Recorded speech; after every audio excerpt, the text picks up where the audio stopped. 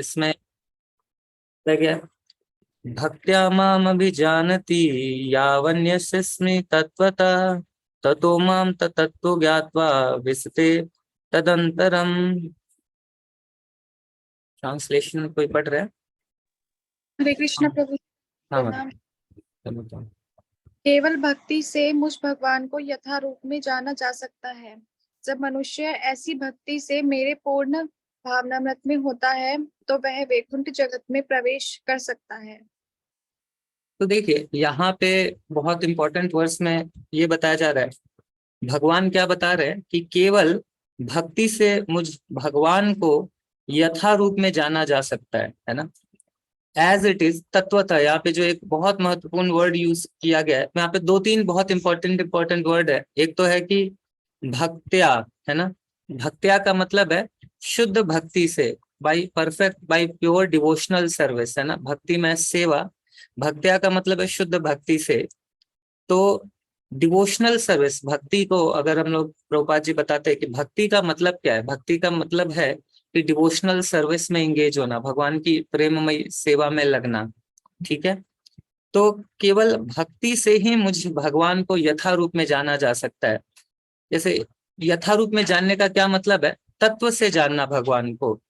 तत्व से जानने का क्या मतलब है, तत्व से जानने का ये मतलब है कि भगवान के गुण, रूप, लीला, फॉर्म, ये सारे चीजों को, भगवान के एक्सपेंशन, है ना, ये सभी को अगर हम लोग को बिल्कुल सही तरीके से समझना है तो हमें क्या करना होगा कि हमें क्या, किस तरीके से हम समझ सकते हैं, अपने आप को भगवान की सेवा में लगा के। जब तक हम भगवान की प्रेममयी सेवा में खुद को नहीं लगाएंगे तब तक हम कभी भी भगवान को नहीं समझ सकते हैं। अब देखिए यहाँ पे क्या है, दो चीज है, एक है इनकम्प्लीट अंडरस्टैंडिंग और एक है इनकरेक्ट अंडरस्टैंडिंग।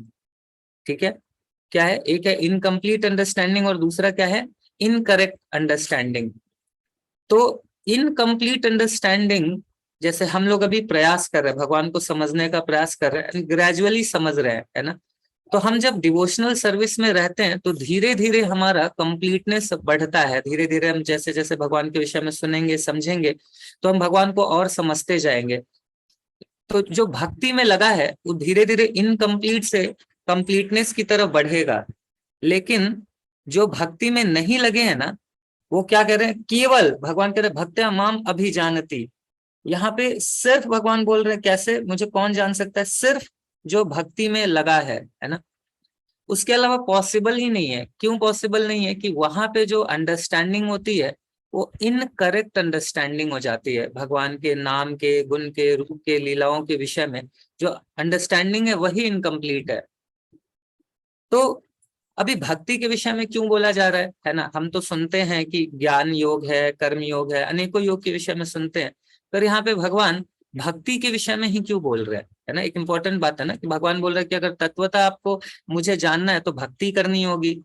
तो हम तो ये सुना है हमने कि ज्ञान योग भी एक माध्यम है ना, तो ज्ञान योग है तो फिर भक्ति के क्यों विषय में बात कर रहे हैं, है ना। ये कर्म योग भी माध्यम है।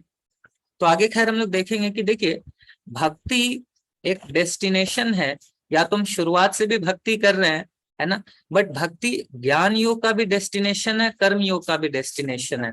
अल्टीमेटली भक्ति के बिना कुछ भी पॉसिबल ही नहीं है ना, क्योंकि कर्म योग में भी क्या है कि हम भगवान की प्रसन्नता के लिए, आगे हम लोग देखेंगे एक बहुत इंपॉर्टेंट वर्स है जिसमें और इस पे क्लैरिटी हम लोग लेंगे।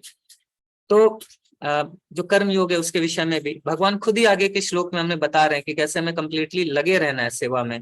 दूसरा, अभी अगर हम लोग ज्ञान योग के भी विषय में बात करें तो ज्ञान है क्या, है ना। ज्ञान, ज्ञान जब हम अर्जित कर रहे हैं तो उसका पर्पस क्या है, डायरेक्शन क्या है, किस ज्ञान को हम ज्ञान कहेंगे और किस ज्ञान को हम ज्ञान नहीं कहेंगे, है ना। और ये सब भक्ति से कैसे रिलेशन है, इन सभी, इन ज्ञान का, ज्ञान योग का भक्ति से क्या रिलेशन है, तो उसको इसको समझने के लिए प्रभुपाद जी ने बहुत सुंदर तरीके से इसको एक्सप्लेन किया है। तो देखिए सबसे पहले क्या होता है ना कि हम जो ज्ञान अर्जित कर रहे हैं उसका अल्टीमेट कंक्लूजन है ये चीज समझना कि मैं कौन हूँ, भगवान कौन है, हमारे बीच का संबंध क्या है। और हम भगवान के विषय में शुद्ध भक्तों से सुनते हैं, जो कि गुरु शिष्य परंपरा के माध्यम में आ रहे हैं, ऐसे शुद्ध भक्त जो कि अपने गुरु से सुने हैं विदाउट एनी मेंटल स्पेकुलेशन, जब उनके मुख से हम इस ज्ञान को सुनते हैं तो क्या होता है, भगवान के विषय में सुनने से हमारे अंदर क्या होता है, ब्रह्मभूत स्टेज पे हम आते हैं। समझ रहे, ब्रह्मभूत स्टेज पे आते हैं भगवान के विषय में सुनने का। अगर आप नॉलेज एक्वायर कर रहे हैं तो सबसे फंडामेंटल नॉलेज, अगर कोई बोले ना कि मुझे बहुत ज्ञान है, कितना ज्ञान है किसी व्यक्ति को, वो इसी बात से पता चलेगा कि बिगिनिंग ऑफ द ज्ञान एटलीस्ट इतनी अंडरस्टैंडिंग होनी चाहिए कि वो व्यक्ति है कौन, है ना। अगर मतलब जो ज्ञान, आध्यात्मिक ज्ञान की शुरुआत है इस बात को समझने से कि मैं क्या हूं, मैं भगवान का अंश हूँ, जीव हूँ, आत्मा हूँ, भगवान कृष्ण का अंश हूँ और मैं भगवान का शाश्वत दास हूँ। ये बिगनिंग है ज्ञान का। इसके पहले हम कुछ भी ज्ञान ले रहे हैं ना, वो वेस्ट ही है अल्टीमेटली देखा जाए तो उसका बहुत फायदा नहीं है। तो अगर ज्ञानी जब हम कोई व्यक्ति ज्ञानी भी है, ज्ञान योग के माध्यम से अल्टीमेट बहुत सारे ज्ञान को वो समझेगा। जैसे हम लोग भी भक्ति में आए तो शुरुआत में तुरंत भक्ति में नहीं आए, अनेकों अनेकों चीजों से, लॉजिक से इन सब चीजों को समझने का प्रयास किए कि कुछ तो है भगवान करके, है ना। तो हम लोग अपने लॉजिक से, कई व्यक्ति हो सकता है कि साइंटिफिक थ्योरी लगा के, है ना, जैसे हमने देखा है आइंस्टीन वगैरह, वो लोग भी बोल रहे हैं कि नहीं कुछ तो है, there is a perfect brain, है ना, बिहाइंड ऑल ये जितने भी चीजें हो रही हैं उसके पीछे कोई ना कोई परफेक्ट ब्रेन है। लॉर्ड केल्विन का कहना है कि if you will think deeply then science will force you to believe in God, है ना। तो इस तरीके से आप देखिए ये लोग ज्ञानी है, इन लोगों ने अनेकों एक्सपेरिमेंट्स किए हैं, है ना। आइंस्टीन हो गए, केल्विन हो गए, इन लोगों ने अनेकों अनेकों एक्सपेरिमेंट किए, फाइनली कहाँ पे पहुंचे, फाइनली इस बात पे पहुंचे, जैसे आइंस्टीन कह रहे हैं कि सारा जीवन मैंने इन रिसर्च में लगा दिया, अभी मुझे ऐसा प्रतीत होता है कि मैं एक छोटा सा बच्चा हूं जो समुद्र के किनारे छोटे छोटे पत्थरों से खेल रहा है। जैसे छोटा बच्चा जाता है ना कई बार समुद्र के किनारे तो छोटे पत्थरों से खेलता है। तो क्या बोल रहे हैं आइंस्टीन जी कि मैं इस अपने एंड ऑफ लाइफ पे जब मैं पहुंचा हूं तो मुझे ये लग रहा है कि मैं एक छोटा सा बच्चा हूं जो कि समुद्र के किनारे उस चमकीले पत्थरों से खेल रहा है और मेरे सामने वास्ट ओशन अनडिस्कवर्ड पड़ा हुआ है ना। तो इस तरीके से उनको क्या रियलाइज हुआ, तो उन्होंने सारा ज्ञान अर्जित किया बट फाइनली ये चीज समझे, है ना, कि ये जो ज्ञान है ये सफिशिएंट इनफ नहीं है, मुझे आध्यात्मिक ज्ञान की तरफ मुड़ना होगा। तो उसके पहले जो भी हम ज्ञान इकट्ठा कर रहे हैं, कहने के लिए वो ज्ञानी हो सकते हैं बट अल्टीमेटली वो सारा ज्ञान जो कहाँ एंड होना चाहिए, मतलब एंड कहने का मतलब कि वो सारा कोई सा भी ज्ञान ले रहे हैं वो इस बात तक कंक्लूड होना चाहिए कि मैं एक जीव हूं, मैं आत्मा हूं, भगवान का अंश हूं, भगवान का दास हूं, है ना। तो ब्रह्मभूत स्टेज पे कि मैं क्या हूं, भगवान का अंश हूं। ये यहाँ अगर हम बाकी सारा ज्ञान लेके यहाँ तक नहीं पहुंच रहे तो सारा ज्ञान वेस्ट है ना। अल्टीमेटली सारे ज्ञान का कंक्लूजन यहाँ है कि मैं आत्मा हूं, भगवान का अंश हूं, और यहाँ से फिर आध्यात्मिकता शुरू होती है इस बात को समझने से कि मैं हूं कौन, अपने कॉन्स्टिट्यूशनल पोजीशन को समझना, यहाँ से फिर आध्यात्मिकता शुरू होती है। और ये कब होता है, जब हम भगवान के विषय में सुनते हैं, है ना। जैसे आइंस्टीन वगैरह इन सभी ने क्या करा, समझा कि अच्छा ठीक है कुछ तो है, मतलब ये सारा ज्ञान वेस्ट है, ये सब मुझे ऐसा लग रहा है कि भगवान करके कुछ है ना। तो हम सोचिए कम से कम आइंस्टीन नहीं बने, न्यूटन नहीं बने, केल्विन नहीं बने, बट अगर देखा जाए तो हमारी स्थिति उनसे बेहतर है ना।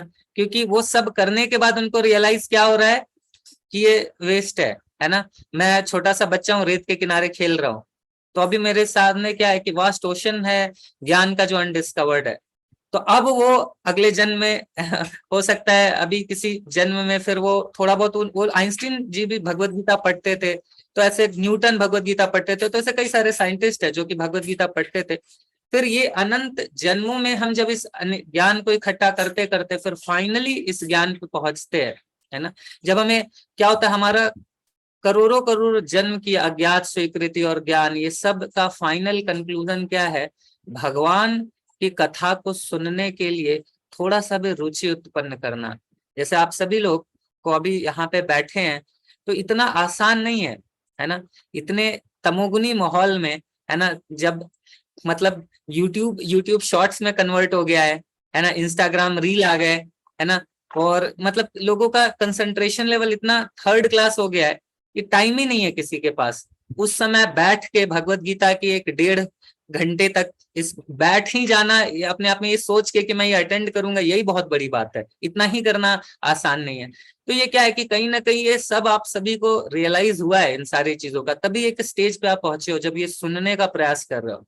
तो यहाँ ये जो रुचि उत्पन्न होना, ये ज्ञान की परिपक्वता है ना, मैच्योर्ड स्टेट है नॉलेज का, बाकी सारे नॉलेज का, इस स्टेज पे आना कि भगवान के विषय में मुझे सुनना है, मुझे भगवान को समझना है ना।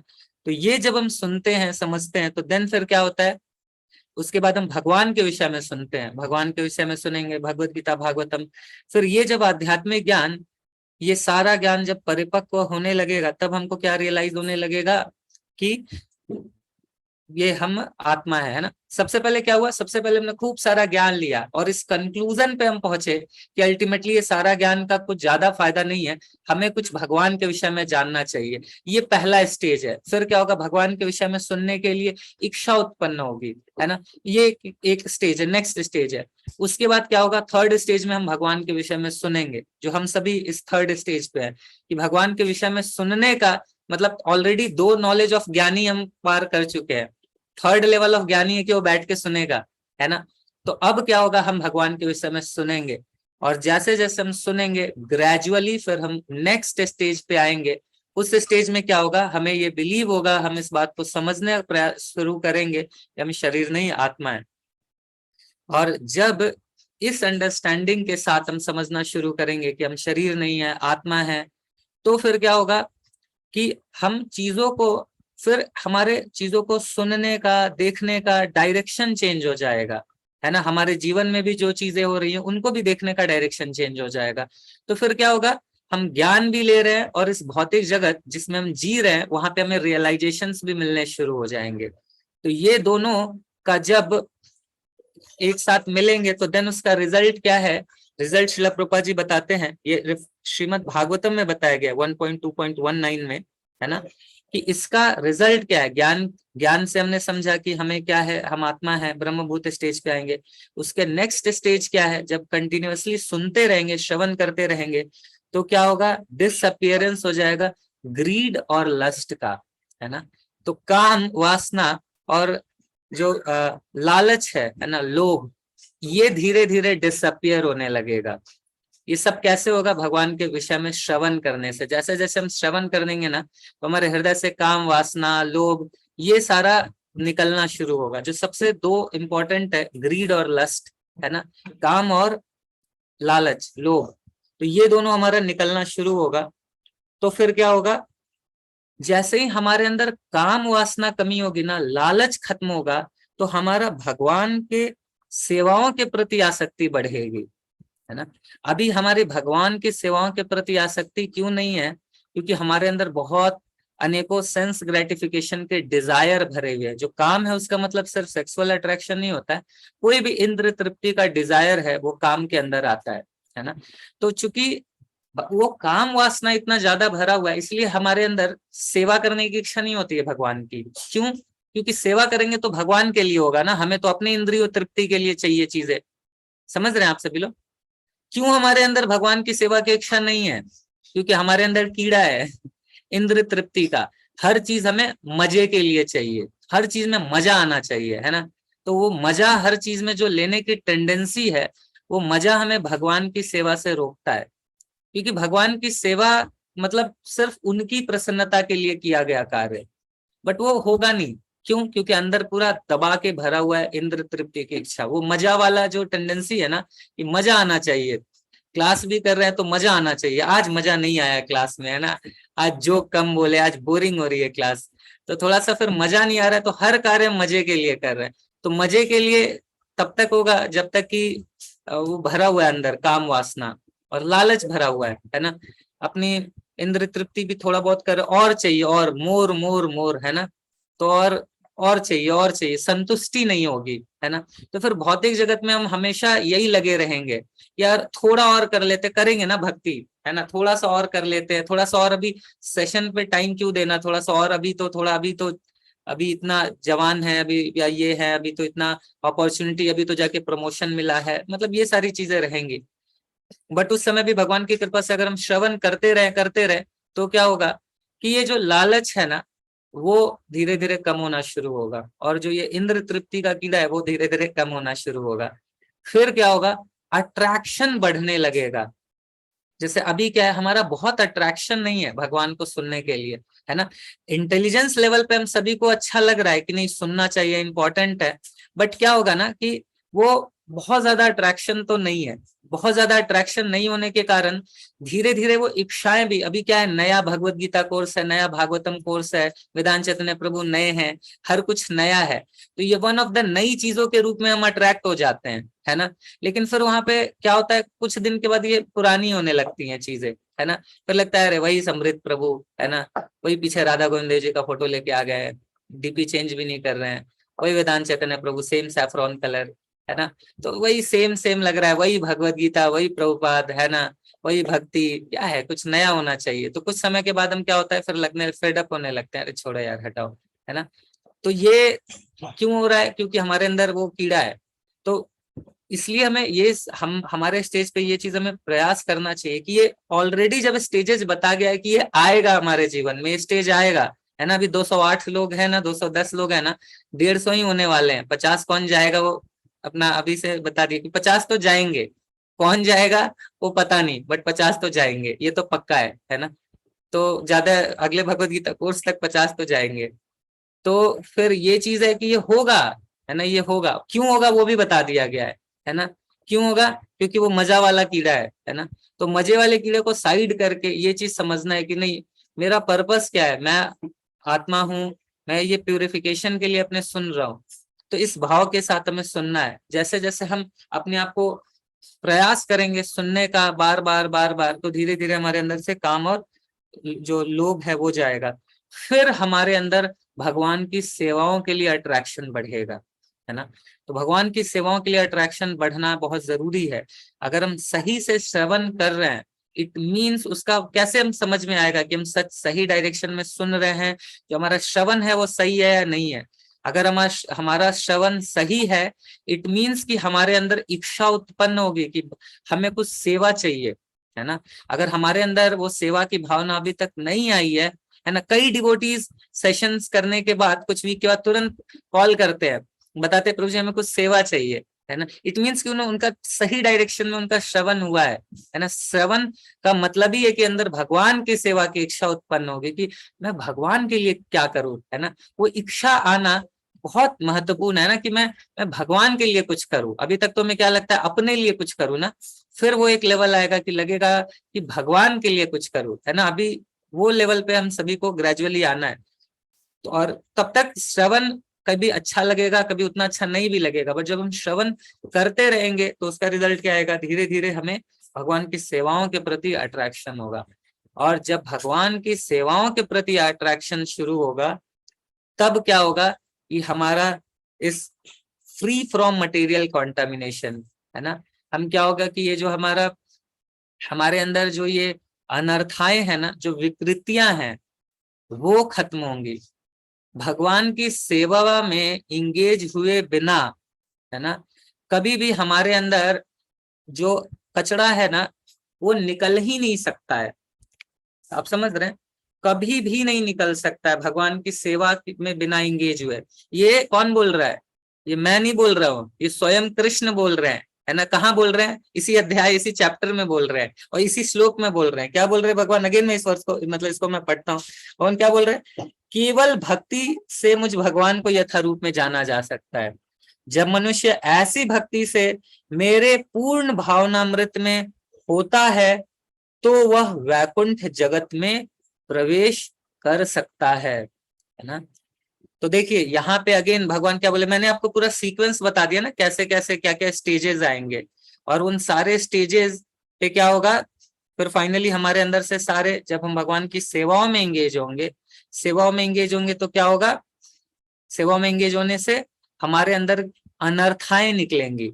तो भौतिक आध्यात्मिक जगत, भगवान के धाम में जाना भगवान के धाम में जाने में क्या बाधा है? वैकुंठा प्लानेट है, वैकुंठा मतलब कोई कुंठाएं नहीं है वहां पे, है ना, कोई द्वेष नहीं है, ये सारी चीजें जो कुंठाएं हैं वो खत्म हो जाती हैं वहां पे, ठीक है। तो मतलब वहां तभी हम क्वालिफाइड बनेंगे। बट ये कुंठाएं खत्म कैसी होंगी? जब हम भगवान की सेवा में लगेंगे, ठीक है। तो भगवान की सेवा, और भगवान की सेवा में कब लगेंगे? जब हम अपने हमारे अंदर भगवान के विषय में श्रवण करेंगे। श्रवण करने से क्या होगा? हमारे अंदर ग्रीड, है ना, सेंस ग्रेटिफिकेशन का कीड़ा, ये सब जाएगा। फिर हम भगवान की सेवा के प्रति खुद से अट्रैक्ट होंगे, सेवाएं करेंगे।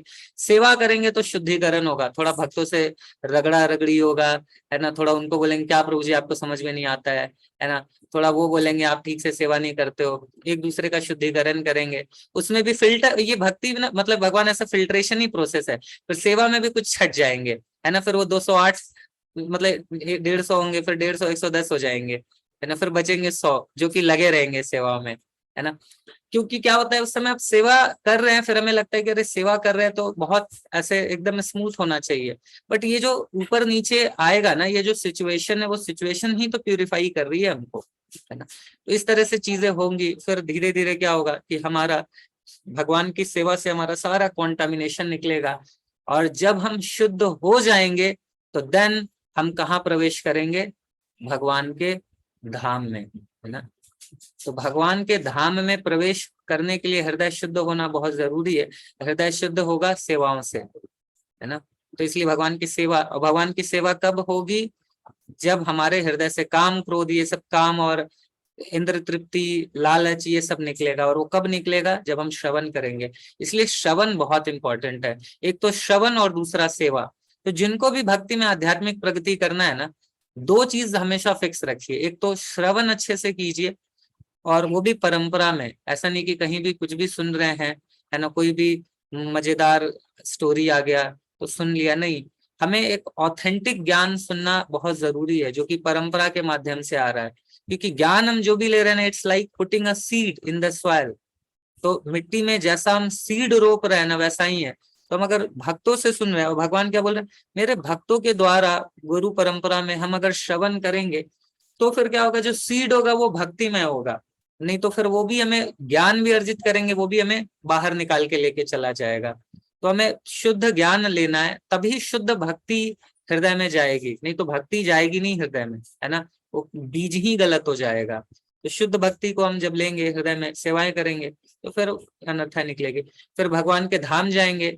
अब भगवान के धाम जाके क्या कर, तो पहला चीज तो हमने समझा कि क्यों भगवान की सेवा इंपॉर्टेंट है, क्यों भगवान यहाँ पे इतना फोर्स कर रहे हैं कि केवल भक्ति से ही मुझे समझा जा सकता है।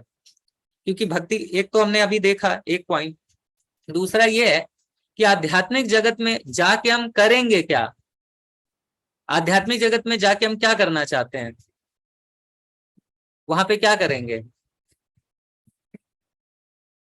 आध्यात्मिक जगत में भी तो जाके भगवान की सेवा ही करेंगे ना, है ना। तो अगर अभी ही वो आदत नहीं है सेवा करने की, तो वहां पे फिर कितना डिफिकल्ट होगा, है ना। तो भगवान जैसे अभी कोई कंपनी लेती है ना, कोई अच्छी कंपनी होती है, वो पहले इंटर्नशिप कर लेती है ना। देखिए,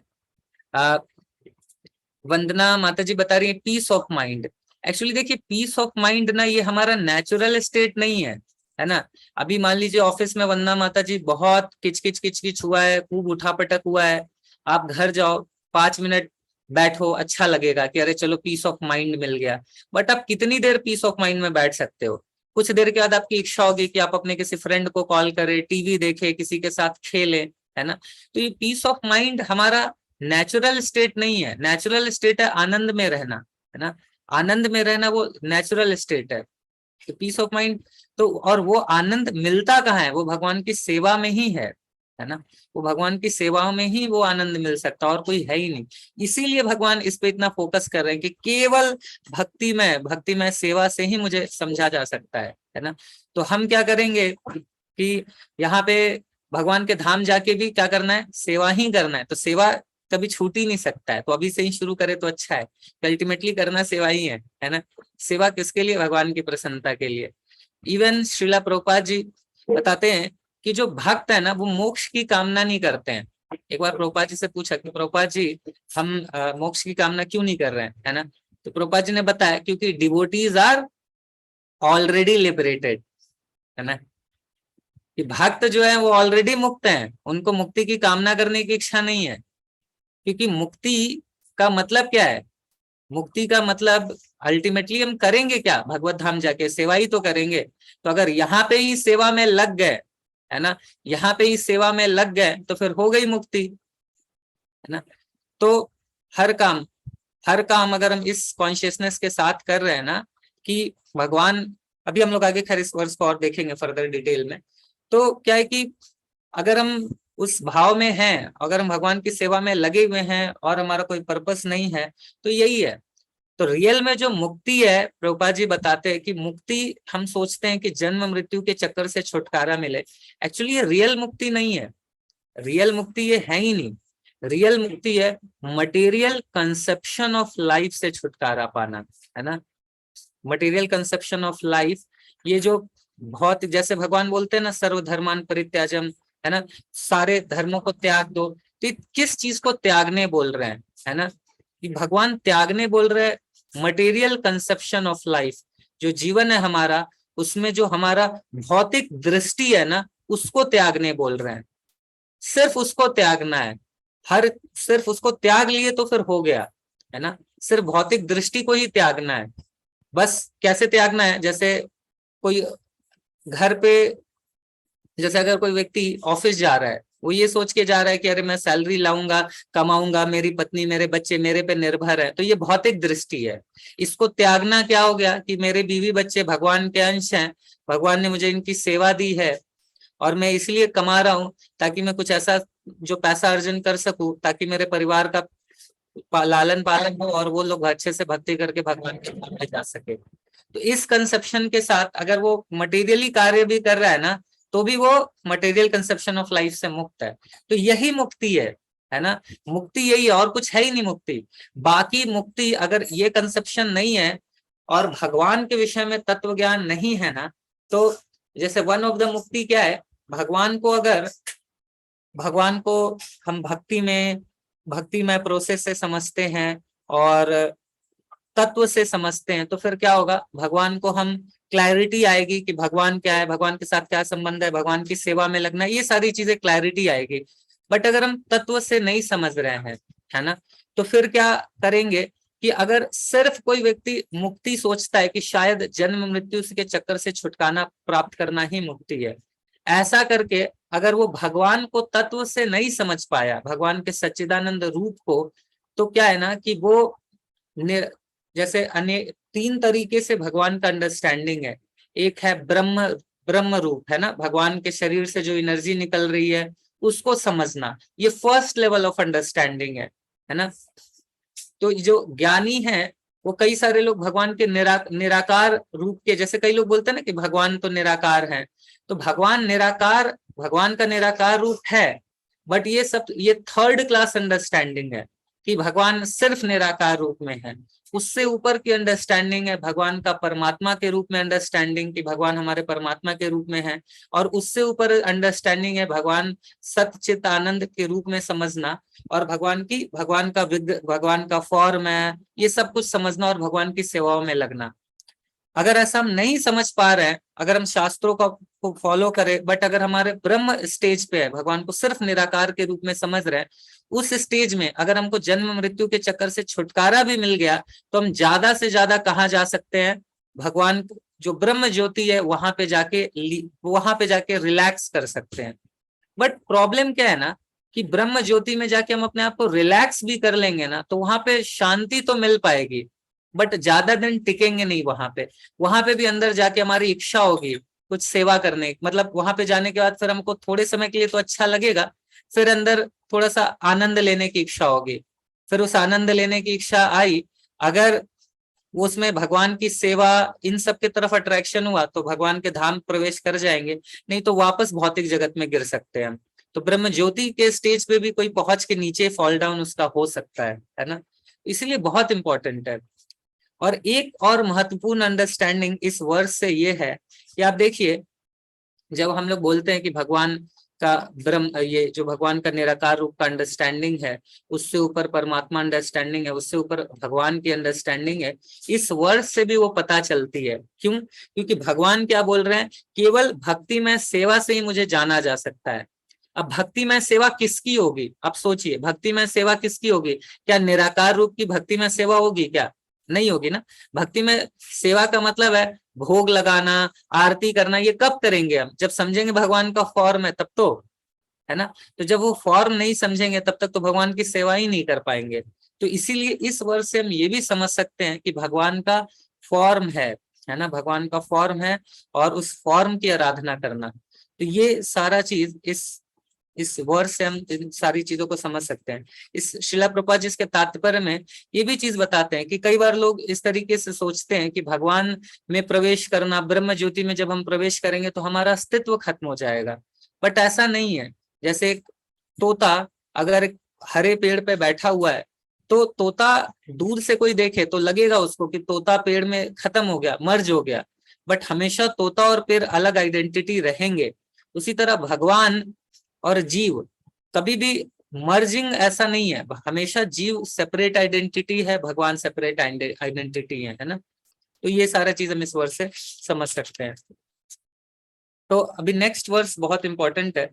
इसमें भगवान बता रहे हैं, सर्व कर्माण्यपि सदा कुर्वाणो मदपाश्रय मत प्रसादाद वो प्राप्ति शाश्वतम पद्म व्ययम। अब यहाँ पे ध्यान से सुनिएगा इसको। हाँ, कोई पढ़ रहे हैं? माता जी, आयुषी माता जी पढ़ रही है।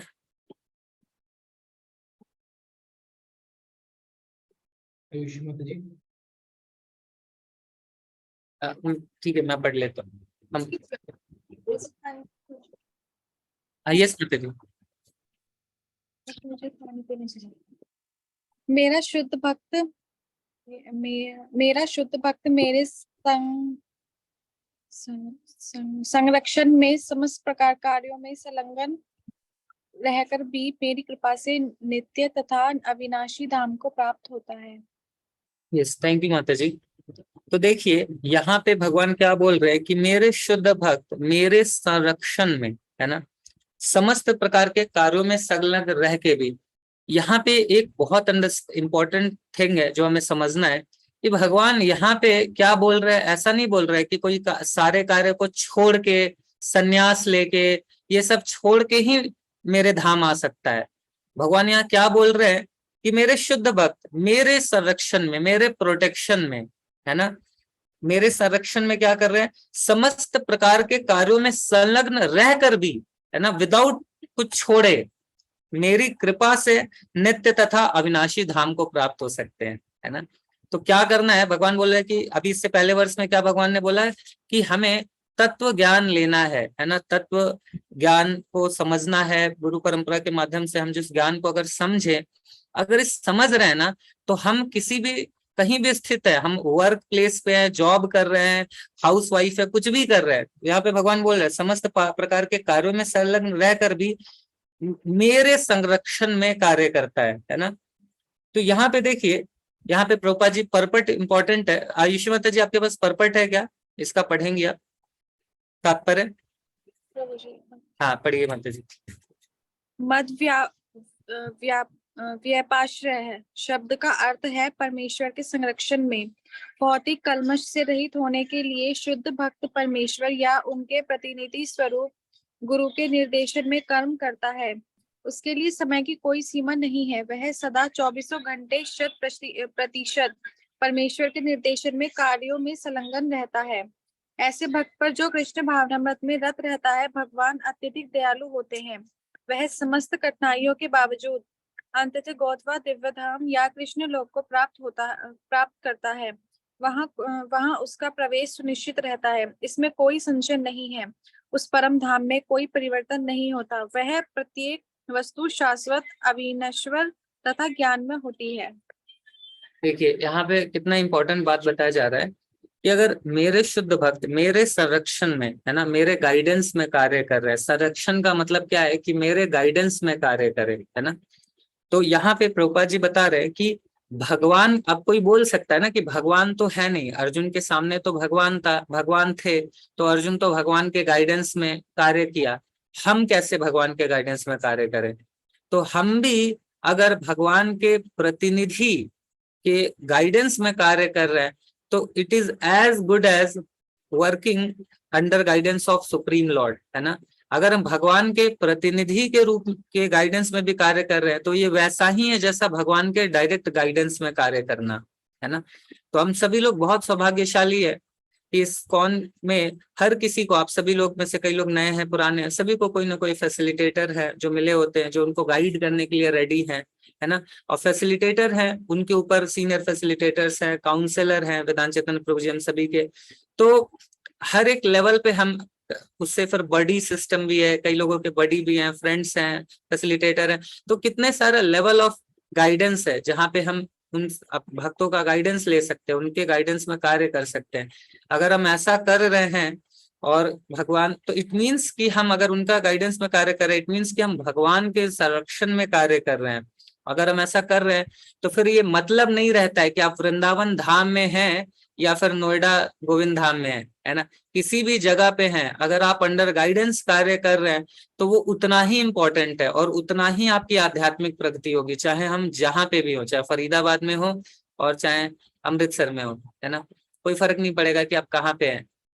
तो बस यही है कि क्या करना है, गाइडेंस में हमें भक्ति करनी है।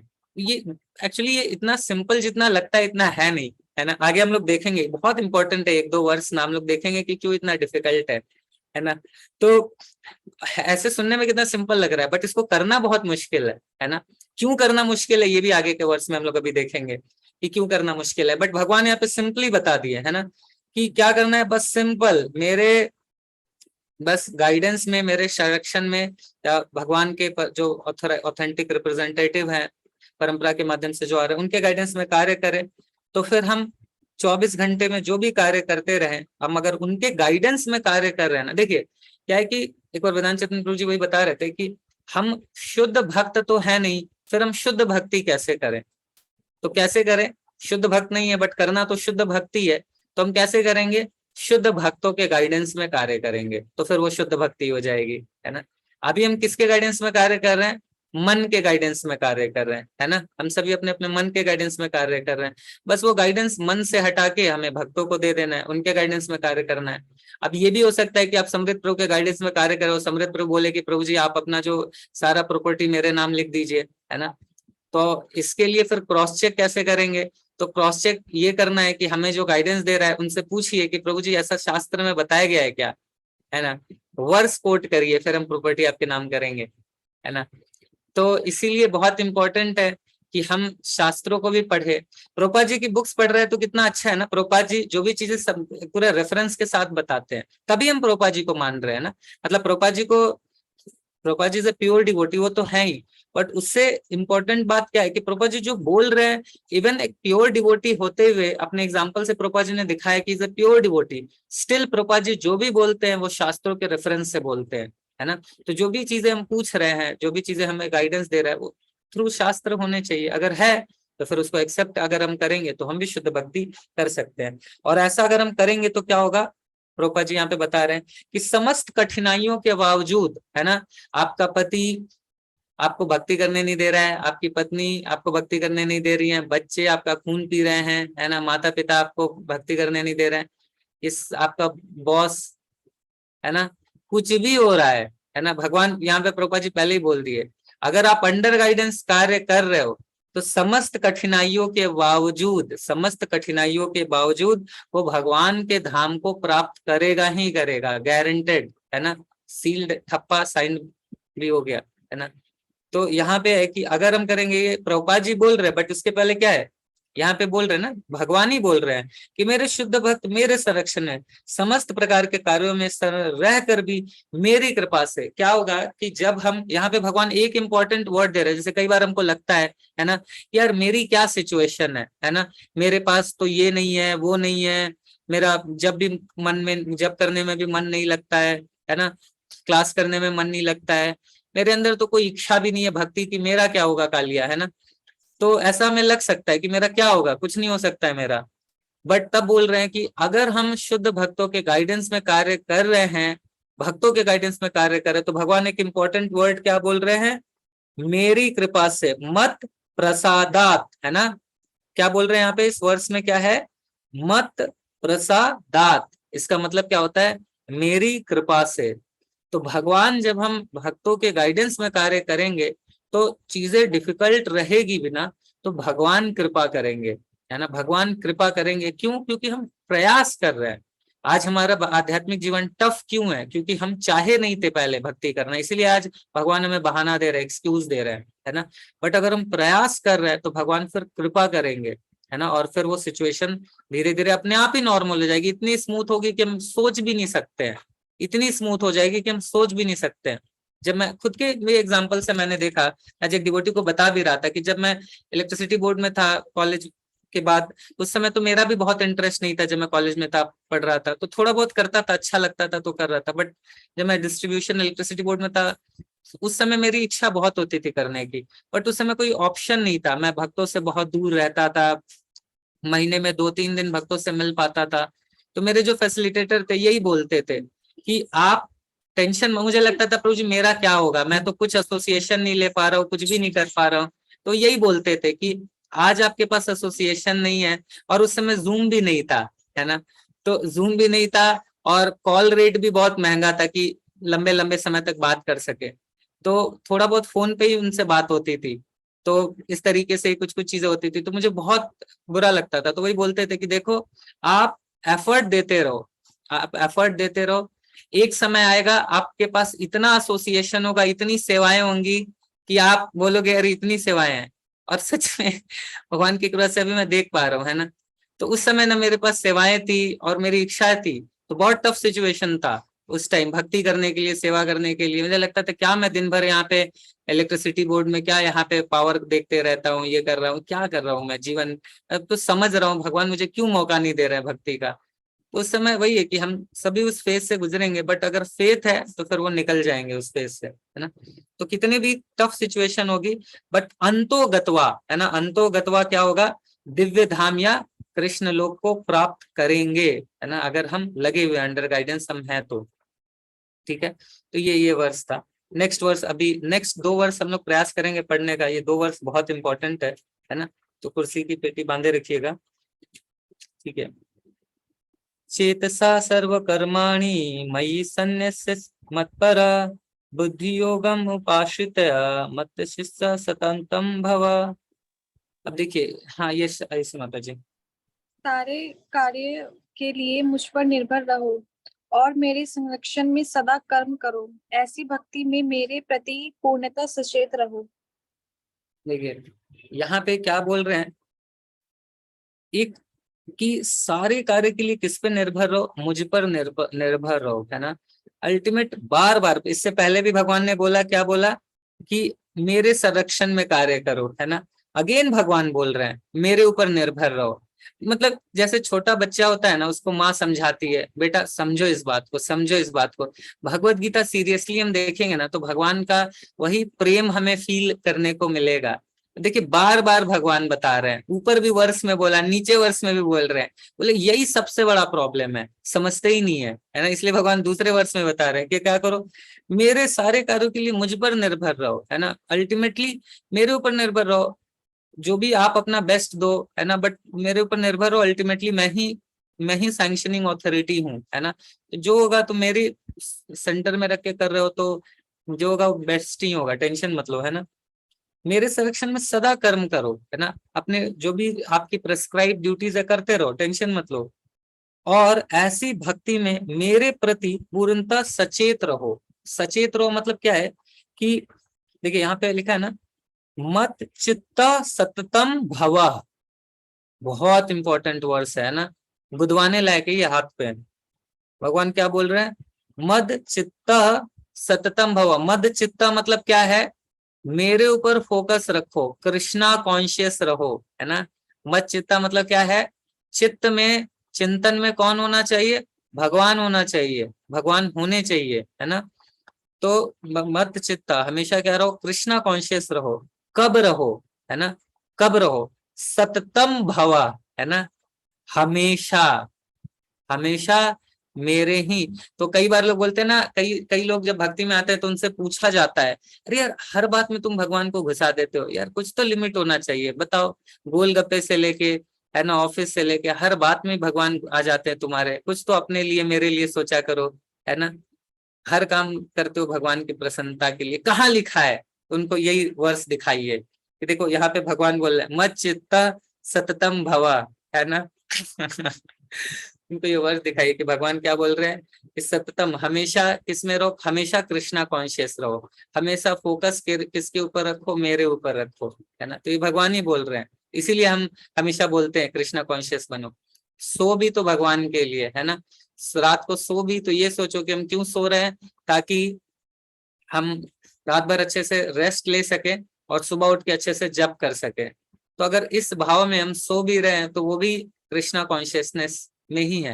एक बार वेदांत चैतन्य प्रभु जी बता रहे थे कि अगर सोने से पहले लास्ट वर्ड अगर हम भगवान का नाम ले रहे हैं, है ना, और जगने के बाद पहला कुछ जो शब्द मुंह से निकाल रहे हैं वो भगवान का नाम है, तो फिर क्या होगा कि पूरा जो दिया हुआ ड्यूरेशन है ना, वो सारा चैंटिंग में काउंट हो जाएगा।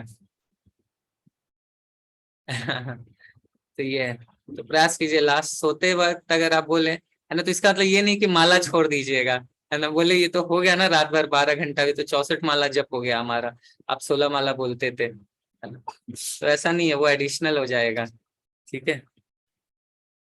तो यहाँ पे क्या है कि इसके पर्पट में भी श्रील प्रभुपाद जी बता रहे हैं कि इसका पर्पट पढ़ेंगे माता जी, इंपॉर्टेंट है। श्री माता जी थोड़ा सा पढ़िए, कुछ थोड़ा सा पढ़िए, फिर देन मैं आपको बता दूंगा कि कहाँ पे रुकना है। जब मनुष्य कृष्ण भावनामृत में कर्म करता है तो वह संसार के स्वामी के रूप में कर्म नहीं करता। उसे चाहिए कि वह सेवक की भांति परमेश्वर के निर्देश अनुसार कर्म करे। सेवक को स्वतंत्रता नहीं रहती, वह केवल अपने स्वामी के आदेश पर कार्य करता है, उस पर लाभ हानि का कोई प्रभाव नहीं पड़ता। वह भगवान के आदेश अनुसार अपने कर्तव्य का सच्चे दिल से पालन करता है। अब कोई यह तर्क दे सकता है कि अर्जुन कृष्ण के व्यक्तिगत निर्देश अनुसार कार्य कर रहा था, लेकिन जब कृष्ण उपस्थित न हो तो कोई किस तरह कार्य करे। यदि कोई पुस्तक में दिए गए कृष्ण के निर्देश के अनुसार तथा कृष्ण के प्रतिनिधि के मार्गदर्शन में कार्य करता है तो उसका फल वैसा ही होगा। इस बस श्लोक माता, हाँ यहाँ पे रुक जाएगा, कोई नहीं, ठीक है, थैंक यू। तो देखिए यहाँ पे क्या बताया जा रहा है कि इसका मतलब क्या है। प्रभुपाद जी फर्दर देखिए, इसलिए श्रील प्रभुपाद जी के पर्पट्स कितने सुंदर तरीके से, एक एक चीज को कितने अच्छे से एक्सप्लेन किया गया प्रभुपाद जी ने, कि जैसे यहाँ पे भगवान ने बोला कि ऐसी भक्ति में मेरे प्रति पूर्णतः सचेत रहो। इसका मतलब क्या है, इसका मतलब क्या है कि क्या सचेत रहने का क्या मतलब है। सचेत रहने का मतलब है कि नॉर्मली जब हम, यहाँ पे प्रभुपाद जी बताते हैं कि जब हम कोई सा कार्य करते हैं ना तो स्वामी बनने वाली इच्छा के साथ करते हैं, है ना। जैसे मैं इसकी मम्मी हूँ, मैं इसकी चाची हूँ, मैं इसकी फूफा जी हूँ, है ना, या मैं ऐसा हूँ, मैं वैसा हूँ, तो उस ऑथोरिटी के रूप में हम हर कार्य करते हैं, है ना। लेकिन क्या है, सचेत रहने का क्या मतलब है कि हमेशा भगवान के दास के रूप में, है ना। ये हमारा, हम कोई भी कार्य कर रहे हैं तो इसमें फिक्स्ड अप रहना है, सचेत रहना है कि जो भी कार्य कर रहे हैं भगवान के हम सेवक हैं और सामने वाले के सेवक हैं, है ना। इवन गुरु भी होता है, वो भी सेवक ही है। आप सोचिए, एक बार महाराज जी थे, महाराज जी के डिसाइपल्स आए उनके सामने, तो महाराज जी ने पूछा, यस बताइए, how can I serve you. तो उन्होंने बोला, अरे मैं तो आपका डिसाइपल हूँ, आप मुझे सेवा बोलिए। तो बोले नहीं, गुरु इज ऑल्सो सेवक ओनली, है ना। वही है कि वो सेवा इंस्ट्रक्शन दे के कर रहा है, बट है वो सेवक ही। तो उस सेवा भाव में सचेत रहने का क्या मतलब है, भगवान के प्रति सचेत रहने का यही मतलब है, इस बात को समझना कि भगवान हमारे स्वामी है ना, और ये सब कुछ भगवान का ही है। तो सेवक भाव में बना रहना बहुत आवश्यक है। यही यही भाव हमारा मेंटेन रहना मतलब है कि हम सचेत हैं। समझ रहे ना। कैसे पता चलेगा कि हम कृष्णा कॉन्शियसनेस में कार्य कर रहे हैं और कैसे पता चलेगा कि कृष्णा कॉन्शियसनेस में हम कार्य नहीं कर रहे हैं। जब हम ऑथोरिटी के रूप में कोई कार्य करते हैं, ऑथोरिटी बन के, इट मीन्स कि हम, वो सेवक भाव नहीं है हमारा, है ना। और जब हम भगवान के सेवक के रूप में कार्य करते हैं, ऑथोरिटी बन के नहीं, सेवक बन के, इट मीन्स कि हम सचेत हैं, है ना। सचेत रहना है किसके, कृष्णा कॉन्शियस सिर्फ बोलने से नहीं होगा कि हम कृष्णा कॉन्शियसनेस में हैं, है ना। हम उस सर्वेंट एटीट्यूड में है या नहीं है, इस बात पे डिपेंड करेगा, है ना। और सर्वेंट एटीट्यूड ऐसा नहीं है कि सिर्फ मंदिर में आए उसी के अंदर है, कहीं पे भी, हमारे घर पे भी वही सेम भाव होना चाहिए, है ना। कहीं पे भी है, कोई सा भी है, तो सर्वेंट एटीट्यूड जरूर होना चाहिए, ठीक है। इसीलिए बोल रहे हैं कि सचेत रहना बहुत इंपॉर्टेंट है ना। और अगर वो इस बात से कार्य कर रहा है कि उस पे क्या लाभ हानि ये सब छोड़ के जो भी इसको इंस्ट्रक्शन दिया है उसको फॉलो कर रहा है ना, तो फिर क्या होगा कि वो डेफिनेटली क्या होगा कि धीरे धीरे वो फिर भगवान के जो चिंतन है उसमें वो डूबा रहेगा, है ना। तो इस तरीके से उसे सोचना है। यहाँ पे प्रभुपाद जी एक और इम्पोर्टेंट बात बोल रहे हैं कि उसे जब वो इस प्रकार से कार्य कर रहा हो तो उसे केवल कृष्ण का ही चिंतन इस प्रकार से करना चाहिए कि कृष्ण ने मुझे इस विशेष कार्य को पूरा करने के लिए नियुक्त किया है ना। जैसे आप अभी रोटी बेल रहे हैं अनुराधा माता जी, तो यही सोचिए भी कृष्ण ने मुझे यही कार्य करने के लिए नियुक्त किया है ना, कि मैं इनको, तो कोई भी कार्य कर रहे हैं तो इसी भाव से करिए, है ना, कि भगवान ने मुझे ये सेवा दी है ना, तो ये मैं भगवान की सेवा कर रही हूँ, ये स्पेसिफिक सेवा भगवान ने मुझे अभी दी है ना। तो इस भाव से हर एक कार्य करना है, झाड़ू मारने से लेकर कोई भी काम है ना। पढ़ाई कर रहे स्टूडेंट तो वो भी यही सोच के करे कि ये स्पेसिफिक काम भगवान ने मुझे दिया है, तो हर एक कार्य को उसी तरीके से प्रेम से ही करना है, ठीक है।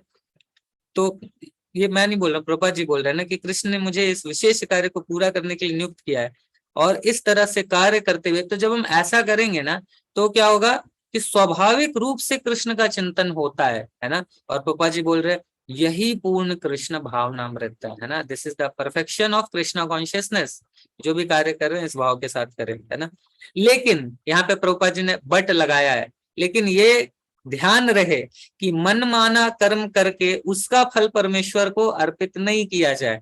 ऐसा नहीं कि हम अपने मन से कार्य करें, फैसिलिटेटर गया चूल्हे में, काउंसलर गया चूल्हे में, है ना, और हम कोई भी अपने मन से कार्य करें और सोचे कि ये भगवान को सेंटर में रख के कर रहे हैं, तो वो फिर फायदा नहीं है उसका, है ना। अंडर गाइडेंस कार्य होना चाहिए, तभी भगवान एक्सेप्ट करेंगे। मन से हो रहा है तो फिर उसका कोई मतलब नहीं है ना। मन से चीजों को देन भगवान तो एक्सेप्ट नहीं करेंगे, ठीक है। तो ये एक इम्पोर्टेंट है। अब देखिए भगवान आगे बता रहे हैं, अभी इससे पहले वाले वर्ष में भगवान ने क्या बोला, मत चित्ता सत्यम भवा, कि हमेशा क्या रहो, मेरे चेतना में रहो, है ना। तो अब आगे बता रहे हैं कि मेरे चेतना में रहोगे तो होगा क्या। आप सोचिए, बहुत सुंदर तरीके से दोनों श्लोक है कि अगर भगवान ने इससे पहले बोला कि हमेशा किस में रहो, मेरी चेतना में रहो, अब भगवान बता रहे हैं कि मेरा चेतना में रहोगे तो क्या होगा। मत चित्त सर्व दुर्गानी मत प्रसादात ऋष्यसि अत चेतत्व महाकरात्मा श्रोयसी विन यक्षसी। यदि तुम मुझसे भावना भावित होगे तो मेरी कृपा से तुम बद्ध जीवन के सारे अवरोधों को लांघ जाओगे। लेकिन यदि तुम मिथ्या अहंकारवश ऐसी चेतना में कर्म नहीं करोगे और मेरी बात नहीं सुनोगे तो तुम विनष्ट हो जाओगे। हरी बोल। तो देखिए यहाँ पे क्या बोल रहे भगवान, भगवान देखिए बहुत ध्यान से इसको समझिए। पिछले वर्ष में भगवान क्या बोले, हमेशा तुम मेरी चेतना में रहो और कार्य करो। जब तुम मेरी चेतना में रहोगे तो क्या होगा, यदि तुम मुझसे भावना भावित होगे तो क्या होगा, तुम मेरी कृपा से, क्योंकि तुम मेरे इंस्ट्रक्शंस को फॉलो कर रहे हो। कृपा कब फॉलो होता, कई बार लोग बोलते हैं ना कि भगवान मेरे ऊपर कृपा करो। कृपा कब भगवान करेंगे, जब हम फॉलो करेंगे। आप खुद सोचिए, किसी का बच्चा है, माँ बाप उस पर कब कृपा करते हैं, जब वो माँ बाप के इंस्ट्रक्शंस को फॉलो करता है। नालायक बच्चे पे माँ बाप भी गाली देते हैं, उसको भी श्राप दे देते हैं, माँ बाप भी श्राप देते रहते हैं, है ना, कि यार एकदम नालायक है, मर जाए जा कहीं, ऐसा करके, है ना, सुनता ही नहीं है कुछ बात ऐसा। तो माँ बाप भी पसंद नहीं करते हैं कि बात ही नहीं मान रहा है। और दुखी इस बात से नहीं होते कि वो बात नहीं मान रहा है तो उनका ईगो हर्ट हो जाता है, दुखी इस बात से होते हैं कि वो अपना नुकसान कर रहा होता है ना। तो इसीलिए भगवान यहाँ पे बोल रहे हैं कि तुम अगर मेरे भावना भावित होगे तो तुम मेरे भावना भावित होके कार्य करोगे तो तुम्हारा शुद्धिकरण होगा। और जब तुम इस सही डायरेक्शन में आगे भक्ति करने का प्रयास करोगे तो तुम मेरी कृपा से क्या करोगे, बद्ध जीवन के सारे अवरोधों को लांघ जाओगे। तो जिसके जीवन में कितना भी अनर्था है ना, हमारे जीवन में कितना अनर्थ है, देखिए यहाँ पे जितने लोग हैं सब किसी न किसी अनेकों सिचुएशन से प्रॉब्लम में होंगे। किसी के अंदर काम वासना होगी, किसी के अंदर क्रोध होगा, किसी के अंदर द्वेष होगा, किसी के अंदर कुछ ना कुछ इच्छाएं होंगी, है ना। अनेकों अनेकों इच्छाएं होंगी इंद्र तृप्ति की, और जो हमें भक्ति में रोकती होगी। किसी के अंदर आलस होगा, है ना। तो अनेकों अनेकों आदतें होंगी। बट अगर कोई क्या कर रहा है कि फॉलो कर रहा है ना, अगर इंस्ट्रक्शंस को फॉलो कर रहा है, फॉलो करने का प्रयास कर रहा है, तो क्या होगा, उस प्रयास को देख के क्या देंगे भगवान, कृपा देंगे, है ना। भगवान देखेंगे कि एफर्ट डाल रहा है तो देन भगवान कृपा देंगे। और उस कृपा से हमारे कितना भी डीप रूटेड कंडीशनिंग हो सब खत्म हो जाएगा, सब जल के राख हो जाएगा। और फिर क्या होगा कि सारे बंधनों को हम लांग के फिर हम कृष्ण भावनामृत बन जाएंगे और भगवान के धाम जाएंगे। लेकिन प्रॉब्लम क्या होता है, ये नेक्स्ट इसी वर्ष में भगवान सेकंड लाइन में बता रहे हैं कि प्रॉब्लम क्या होता है। बहुत ध्यान से सुनिएगा, प्रॉब्लम क्या होगा। लेकिन यहाँ पे बट लगाया भगवान ने, यदि तुम मिथ्या अहंकार वश ऐसी चेतना में कर्म नहीं करोगे, मेरी बात नहीं सुनोगे, तो क्या होगा, तुम विनष्ट हो जाओगे। विनश्यसी, है ना, विनश्यसी, तुम्हारा क्या होगा, विनाश हो जाएगा। तो भगवान ऐसा नहीं है कि श्राप दे रहे हैं तुम्हारा विनाश हो जाएगा। प्रॉब्लम ये है कि हम भगवान की बात को नहीं मानेंगे, अपने मिथ्या अहंकार फॉल्स ईगो को सुनेंगे, तो फिर क्या होगा कि हमारा हरिबोल होना तय है ना। तो हमारे भक्ति में सबसे बड़ा बाधा है हमारा फॉल्स ईगो है। फॉल्स ईगो, फॉल्स ईगो क्या करता है ना कि हमें फॉलो नहीं करने देता इंस्ट्रक्शंस को। और ये हम सभी के जीवन में सबसे बड़ा चैलेंज है, सबसे बड़ा चैलेंज यही होगा। आज कई बार नए में हम जब भक्त रहते हैं तो बहुत अच्छे से फॉलो करते हैं, बट जैसे जैसे पुराने होते जाते हैं ना, फिर हम फॉलो करना बंद करते हैं। अब तो उनको लगता है अरे हमें भी तो पता है कई चीजें, है ना, हमको ये क्या सिखाएंगे। तो ये सारी चीजें होनी शुरू हो जाती है ना। तो इसलिए शुरुआत के दिनों में भक्ति में हम जब नए नए आते हैं ना, तो खूब अच्छे से हम सेशन अटेंड करते हैं, कैमरा ऑन करके सेशन अटेंड करते हैं। देखिए सारे नए लोगों का ज्यादातर कैमरा ऑन है, पुराने लोग अब सब शुद्ध भक्त बन गए, सबका कैमरा बंद हो गया, है ना। तो अभी अगले अगले अगले 2 बैच के बाद अभी इन लोगों का भी कैमरा बंद हो जाएगा, है ना। बोलेंगे आप तो सीख लिए ना, तो समझ लिए, है ना। तो ये सारा ये क्यों होता है, ये मिथ्या अहंकार से होता है ना। तो ये सारा चीज है, सारा साइन है, कैमरा बंद होना भी साइन है ना, कि डायरेक्शन कुछ ना कुछ गड़बड़ तो हो रहा है। मतलब शुरुआत में तो कैमरा ऑन था, फिर कैमरा बंद कैसे हो गया। सेम सिचुएशन पहले भी थी, अभी भी है ना। तो अभी सीनियर हो गए ना, 2 नया बैच आ गया, तो पुराने वाले अब सीनियर हो गए, तो अब नए वाले कैमरा ऑन रखे, हम तो सीनियर हो गए, है ना। तो ये सारा जो हमारा भाव आता है ना, ये क्यों आ रहा है, मिथ्या अहंकार, है ना।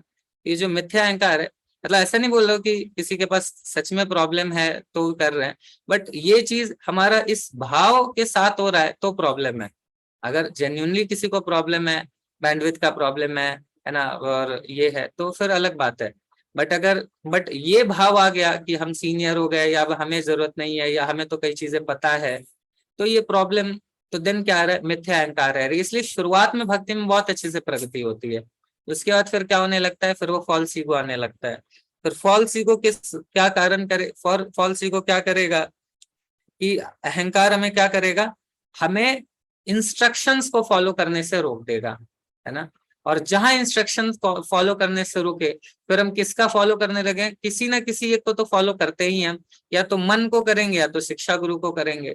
कई बार लोग ये भी बोलते हैं अरे मुझे तो अपने गुरु, मेरे जो दीक्षा गुरु है उनको फॉलो करना है। कौन है मेरा गुरु, उसको हम फॉलो करें। देखिए शिक्षा गुरु दीक्षा गुरु उतने ही इंपॉर्टेंट है। अगर हमारे जो भी शिक्षा गुरु हैं उनको भी हम उनके इंस्ट्रक्शन को फॉलो कर रहे हैं, तो it is as good as following instruction of spiritual master और दीक्षा गुरु। क्योंकि दीक्षा गुरु के पास कई सारे शिष्य हैं, उन्होंने इसीलिए उन्होंने काउंसलिंग सिस्टम बनाया, काउंसलर अपॉइंट किया, काउंसलर के पास कई सारे हैं। कई लोग बोलते हैं कि मुझे तो वेदांत चैतन्य प्रभु से ही डायरेक्ट बात करना है ना, प्रभु जी हमारी पुकार सुनेंगे। प्रभु जी ने इसीलिए कई सारे फैसिलिटेटर अपॉइंट किए हैं, सीनियर फैसिलिटेटर अपॉइंट किए हैं, बॉडी अपॉइंट किए हैं। इन सबको आप बताइए, आपके जब नहीं रिजॉल्व हो तो उन्हीं को आप बोलिए, है ना, बाईपास करने की भी जरूरत नहीं। आप उन्हीं को बोलिए कि आप, अब मैं मतलब मुझे ये थोड़ा क्लैरिटी नहीं हो रही है, आप अगर उनसे टाइम ले ले, सीनियर फैसिलिटेटर से, किसी और डिवोटी से टाइम ले ले, उनसे भी नहीं हो रहा है, देन फिर वेदांत चैतन्य प्रभु को अप्रोच कर सकते हैं।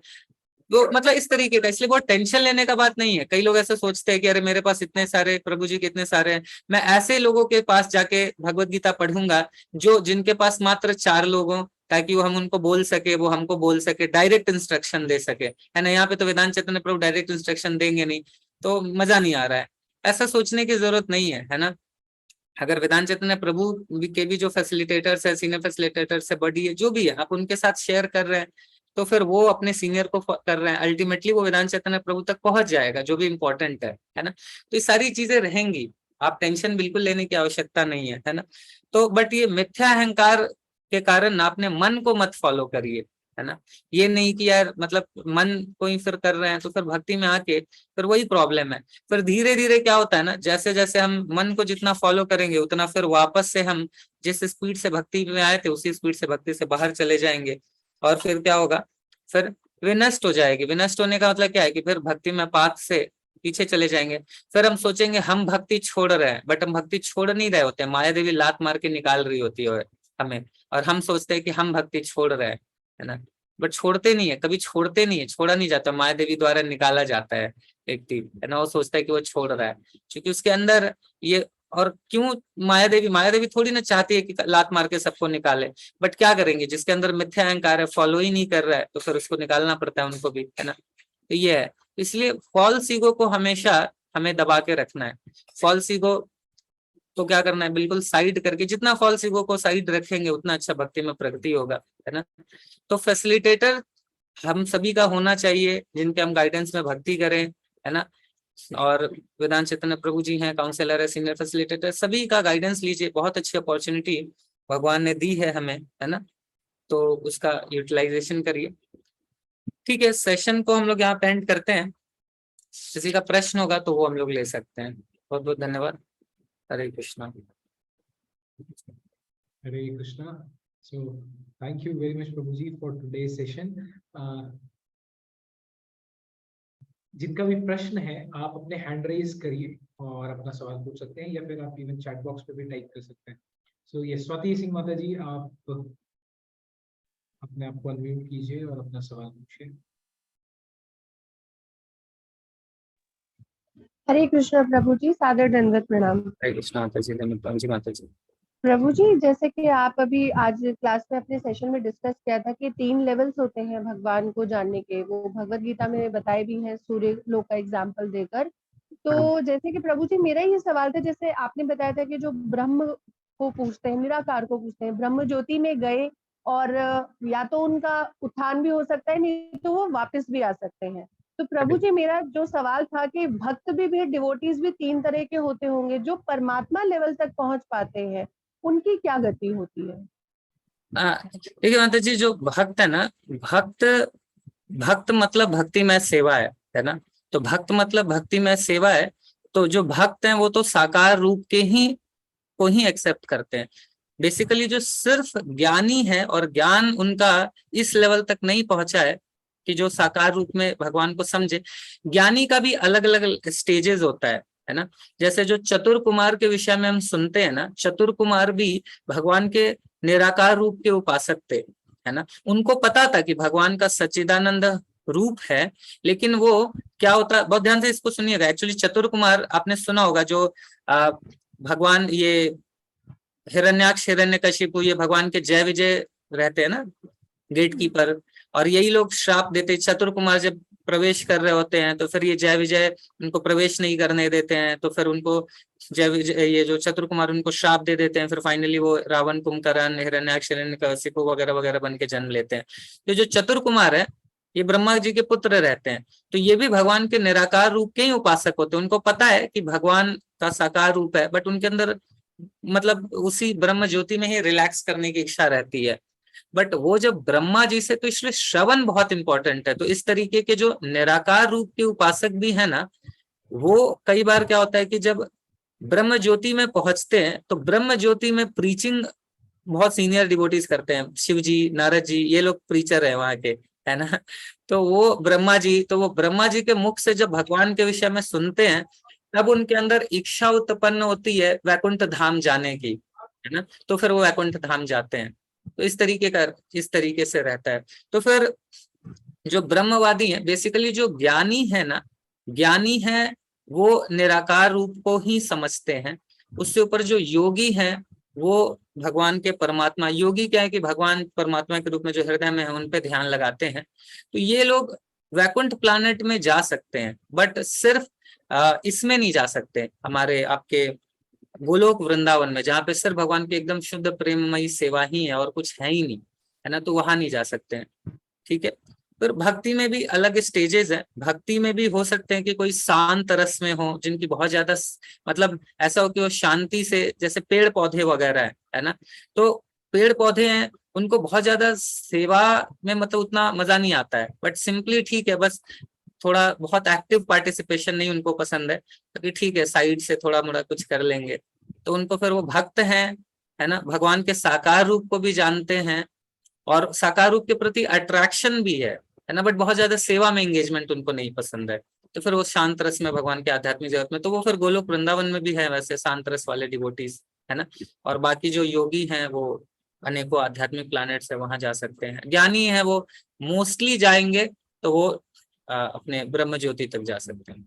ठीक। तो प्रभु जी जो वैकुंठ गए, उन वैकुंठ जाने वाले तो वापस नहीं आते होंगे ना प्रभु जी? हाँ, वैकुंठ जाने वाले वापस नहीं आते माता जी। यस। धन्यवाद प्रभु जी। हरे कृष्ण। सादर दंडवत।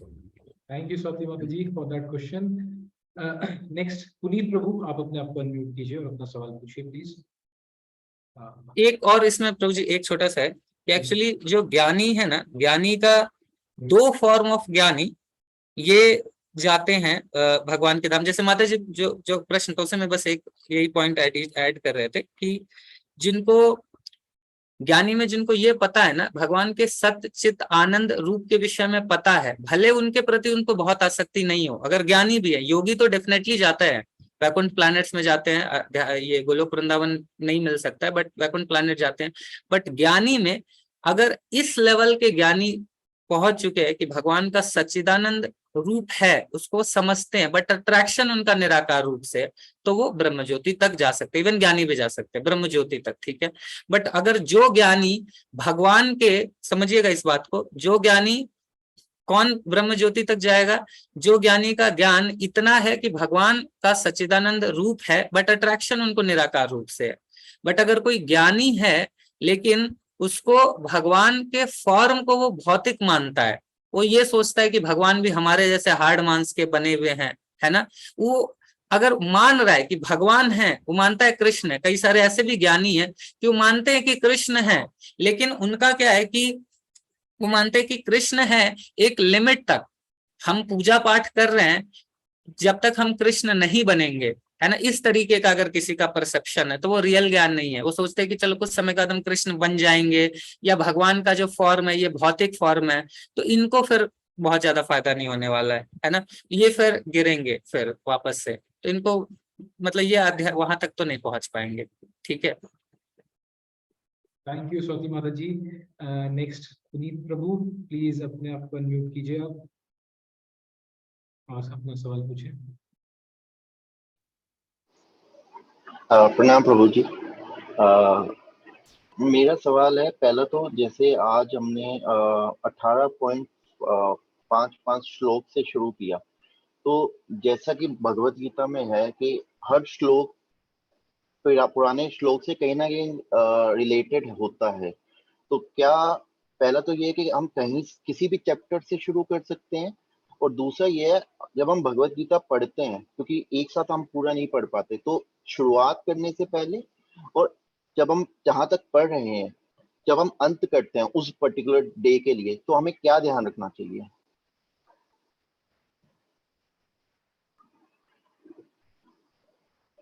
आप म्यूट हैं प्रभु जी।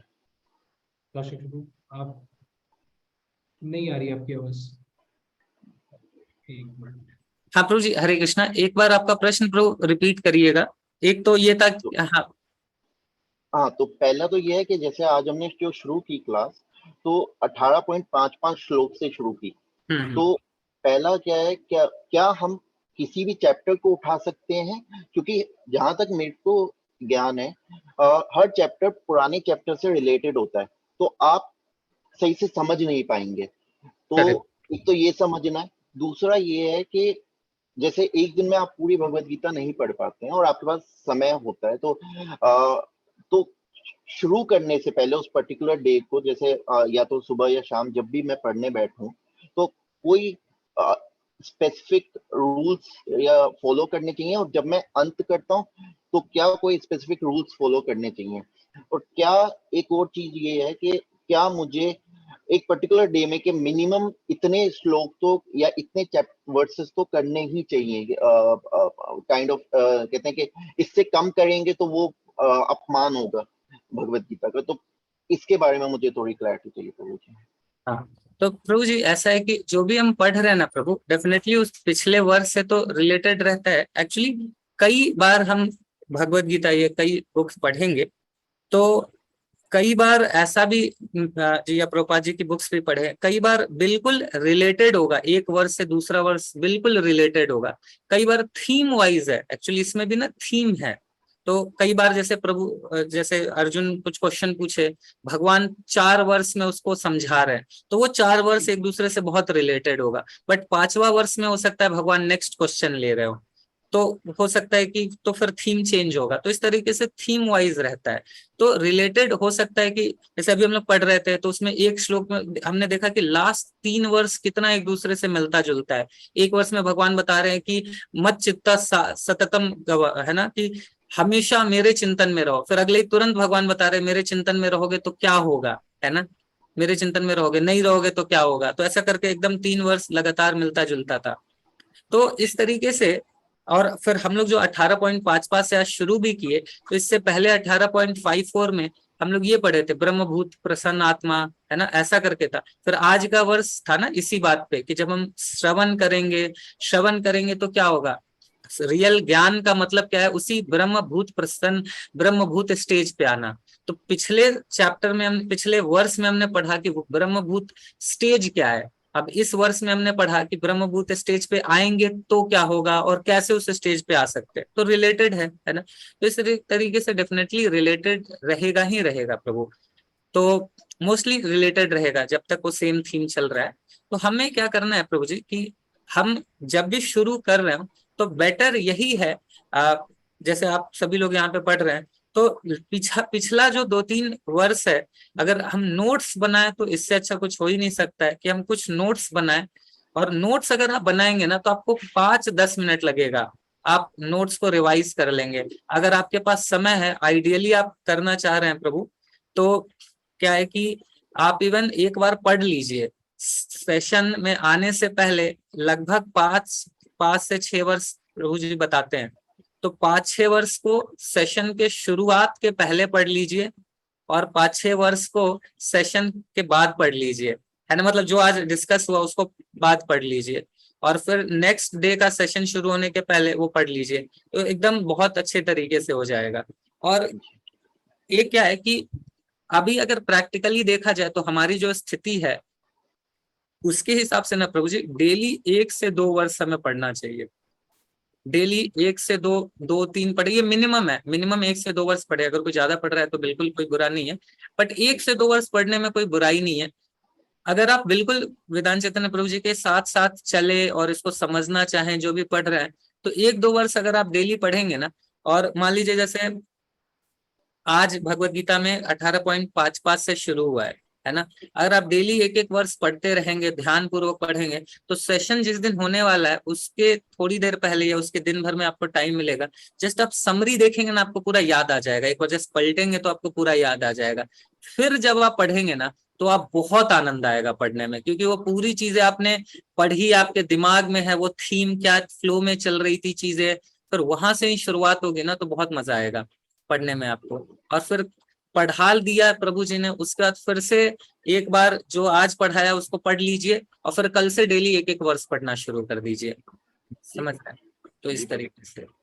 और दूसरा सवाल ये कि जैसे कोई रूल्स एंड रेगुलेशन फॉलो करने चाहिए before starting reading the words उस पर्टिकुलर डे पे, और while ending the reading the Bhagavad Gita उस पर्टिकुलर डे पे, तो कुछ रूल्स एंड रेगुलेशन होते हैं क्या, जो मतलब ताकि अपमान ना हो किसी भी तरीके का? रूल सबसे इम्पोर्टेंट यही है प्रभु, जब हम लोग पढ़ते हैं, जैसे आज हमने सेशन शुरू किया, या आप देखते हैं वेदांत चैतन्य प्रभु जी भी सेशन शुरू करते हैं, तो हम लोग प्रार्थनाएं पढ़ते हैं। इस भगवत गीता को जब आप शुरुआत करेंगे तो शुरुआत में प्रार्थना है, ये पूरी गुरु शिष्य परंपरा को, है ना। तो ये प्रार्थना जरूर पढ़िए, भगवत गीता शुरू करने के पहले ये प्रार्थना जरूर पढ़नी चाहिए। ओम ज्ञानतिमिरन्धस्य ज्ञानांजन शलाकया चक्षुरुन्मिलितं येन तस्मै श्री गुरुवे नमः। कि मेरे अंदर कोई क्वालिफिकेशन नहीं है इस भगवत गीता को समझने का, है ना। न मेरे अंदर ज्ञान है, न मेरे अंदर इंटरेस्ट है, कुछ भी नहीं है। हम ये सब कुछ प्रभुपाद जी की कृपा है ना, जिसके कारण हमारे अंदर इंटरेस्ट भी आ रहा है। कि प्रभुपाद जी हमारे लिए भगवान के आगे इतना रोए हैं, इतना प्रार्थना करें कि भगवान नालायकों को भक्ति दीजिए, है ना, तो जाके हमारे अंदर इच्छा भी उत्पन्न हो रही है। वेदांत चैतन्य प्रभु कितना प्रार्थना कर रहे हैं हमारे लिए, कितने डिवोटीज, महाराज जी, ऐसे कितने भक्तों की प्रार्थना है प्रभु जी। आज हम यहाँ पे बैठे हुए हैं और क्लास अटेंड कर रहे हैं, तो ये हमारा अकेले का नहीं है प्रभु। मतलब मैं आपके विषय में नहीं बोल रहा हूँ, मैं अपने विषय में बोल रहा हूँ। मैं खुद अपने जीवन में कुछ पीछे झांकता हूँ तो इमेजिन ही नहीं कर पाता हूँ अपने आप को। एक दिन मैं मंदिर जा रहा था, फिर मैं सोच रहा था यार मैं मंदिर जा रहा हूँ, बताओ 10-12 साल पहले कभी इमेजिन भी नहीं कर सकता था कैसे मंदिर जो दिन भर सेवा करने के लिए, है ना। तो मतलब ये भगवान की कृपा है, भक्तों की कृपा है बोल के हम सभी को, सभी के ऊपर, हम सभी को कोई ना कोई भक्तों के माध्यम से ही भक्ति कर रहे हैं। तो ये सब बोरोड है, तो हम वो कृतज्ञता का भाव हमेशा रखे, है ना। हमारे अंदर अहंकार नहीं है, जैसे अभी लास्ट में हमने देखा ना, भगवान क्या बोल रहे हैं, अहंकार रहेगा तो विनष्ट हो जाएंगे। तो हम ये चीज समझे कि वो जो भी हम कर रहे हैं सब भगवान की कृपा से ही हमें मिल रहा है, कृपा से ही हम इसको समझ पा रहे हैं। भगवान की कृपा एंड भक्तों की कृपा, प्रभुपाद जी की कृपा, सभी के प्रति हमारा वो कृतज्ञता का भाव रहे। ये प्रार्थना पढ़े, इसमें इस प्रार्थना भी है, इस जब हम बोलते हैं ना तो हम इसमें एक भी है, श्री गुरुन वैष्णवांश्च, है ना। जब हम प्रणाम कर रहे हैं तो श्री गुरु, फिर श्री गुरुन, गुरुन मतलब बहुवचन गुरु, तो फिर सारे ही गुरु जो हमारे, हमको भक्ति में पहली बार रजिस्टर किए, भगवद गीता कोर्स के लिए हमको पहली बार सेशन में लाए, हमें सेशन के विषय में बताएं, सारे ही लोगों को हम प्रणाम कर रहे हैं, सारे वैष्णवों को, सारे ही डिवोटीज को, सभी को हम गुरु समझ के, अपने आप को एक हम्बल सेवक समझ के उन सभी को प्रणाम करके, है ना, जितने भी भक्त हैं हमारे जीवन में सभी को प्रणाम करके देन हम फिर शुरू कर रहे हैं। तो श्री गुरु वैष्णवान चाहिए, बहुवचन में गुरु है। तो वैसे अगर हमारा कृतज्ञता का भाव रहेगा तो डेफिनेटली भगवान कृपा करेंगे और हमें भगवद गीता समझ में आएगी। और उसको जब हम क्लोज भी करें तो भी भगवान को प्रार्थना करना है ना। तो भगवान धन्यवाद। जी प्रभु, धन्यवाद प्रभु। Thank you Puneet Prabhu for that question. और प्रभु जी, पुनीत प्रभु भी इस भगवत गीता सेशन से जुड़े हैं हमारे साथ। बेस्ट पार्ट ये है कि ऑलरेडी, क्योंकि आप लोग 9 डेज जो 13 डेज का सेशन है वेदांत चैतन्य प्रभु जी से सुना है, तो काफी चीजें आप डिटेल सेशन में रिलेट कर पाएंगे easily in comparison to those जो कि डायरेक्टली अगर आते हैं तो। सो नेक्स्ट शौर्य प्रभु, आप कुछ बोल रहे प्रभु? एक चीज प्रभु जी और, जैसे यहाँ पे अगर प्रभु आपका ये भी प्रश्न होगा कि 18वें अध्याय से हम डायरेक्ट सुन रहे हैं, हमारा बाकी 16 तो नहीं हुआ, है ना बाकी 17 चैप्टर नहीं हुआ, तो क्या हमें समझ में आएगा? तो डेफिनेटली अगेन, अगर हमारे शिक्षा गुरु बोल रहे हैं कि आप 18वें से वो शुरू कर रहे हैं, और अगर हमें वो बोल रहे हैं कि आप इसको अटेंड करो, तो डेफिनेटली हम समझ पाएंगे, कोई दिक्कत नहीं है। और जो भी प्रभु जी, जो भी बेसिक अंडरस्टैंडिंग की रिक्वायरमेंट होती है किसी भी वर्ड्स को समझने में, वो प्रभु जी बता देते ही हैं। और हम लगे रहेंगे, अभी 18 के बाद फिर से चैप्टर 1 से शुरू होगा ही, तो हमें ये नहीं सोचना है कि हमारा छूट गया, कोई टेंशन की बात नहीं है, बस साथ में चलते रहना है प्रभु, है ना। जैसे जैसे प्रभु जी बता रहे हैं पकड़ के रखना है, चलते रहना है, हो जाएगा। ठीक है प्रभु। थैंक यू वेरी मच प्रभु। और नेक्स्ट शिखा माता जी, आप प्लीज अपने आप को अनम्यूट कीजिए। एक मिनट लगता है शायद प्रभु जी, एक सेकंड। हाँ, अभी आप अनम्यूट कीजिए माता जी। हेलो, हरे कृष्णा प्रभु जी, दंडवत प्रणाम। हरे कृष्णा, दंडवत प्रणाम माता जी। अच्छा प्रभु जी, मुझे एक चीज पूछनी थी आपसे। जैसे शुरू में मैंने 4 माला से स्टार्ट किया था नाम जाप, जी अब माता वो जी। 4 से मैं 16 पे आ गई हूँ। दिन में 16 करती हूँ, एक बारी में नहीं कर पाती हूँ, बट जैसे एक बारी बैठ के 4 कर ली, फिर बाद में थोड़ी देर बाद फिर दोबारा 5 कर ली, ऐसे जी। करके दिन में कोशिश रहती है कि 16 माला पूरी करूं, और अब ये है कि 16 से आगे 18 पे स्टार्ट किया है। पर प्रभु जी, मेरा क्वेश्चन ये है कि मैं माला जाप जब करती हूँ तो ध्यान लगा के नहीं कर पाती हूँ। मतलब अगर मैं आंखें बंद करके ध्यान लगाने की कोशिश करती हूँ तो मुझे लगता है नींद आ जाती है। तो मुझे यही पूछना है कि कोई उपाय आप बताएं जिससे मेरा मन और अच्छे से लगे और मैं ध्यान लगा के माला जाप कर सकूं। अभी माता जी यहाँ पे अभी मंत्र मेडिटेशन सेशंस वगैरह भी शुरू हो रहे हैं, आप उसमें रजिस्टर करिए माता जी। आपने मैं रजिस्ट्रेशन? हाँ जी, मैं सुबह आती हूँ प्रभु जी, मैं आपका सेशन भी लेती हूँ जिसमें अभी हम वो पढ़ रहे हैं। पहले हमने राज विद्या वाली बुक कंप्लीट की थी, जी और जी। अब हम शीला प्रभुपाद जी की वो पढ़ रहे हैं, अरे, तो वो सेशन में अटेंड करती हूँ। अच्छा, वेरी नाइस माता जी। तो देखिए वही है कि जैसे अगर हम लोग भक्तों के साथ जप कर रहे हैं, नींद आ रही है माता जी, तो दो चार चीजें कर सकते हैं। सबसे पहले ये नींद आ क्यों रही है? नींद आने के लिए कई चीजें रिस्पॉन्सिबल होती हैं सुबह में।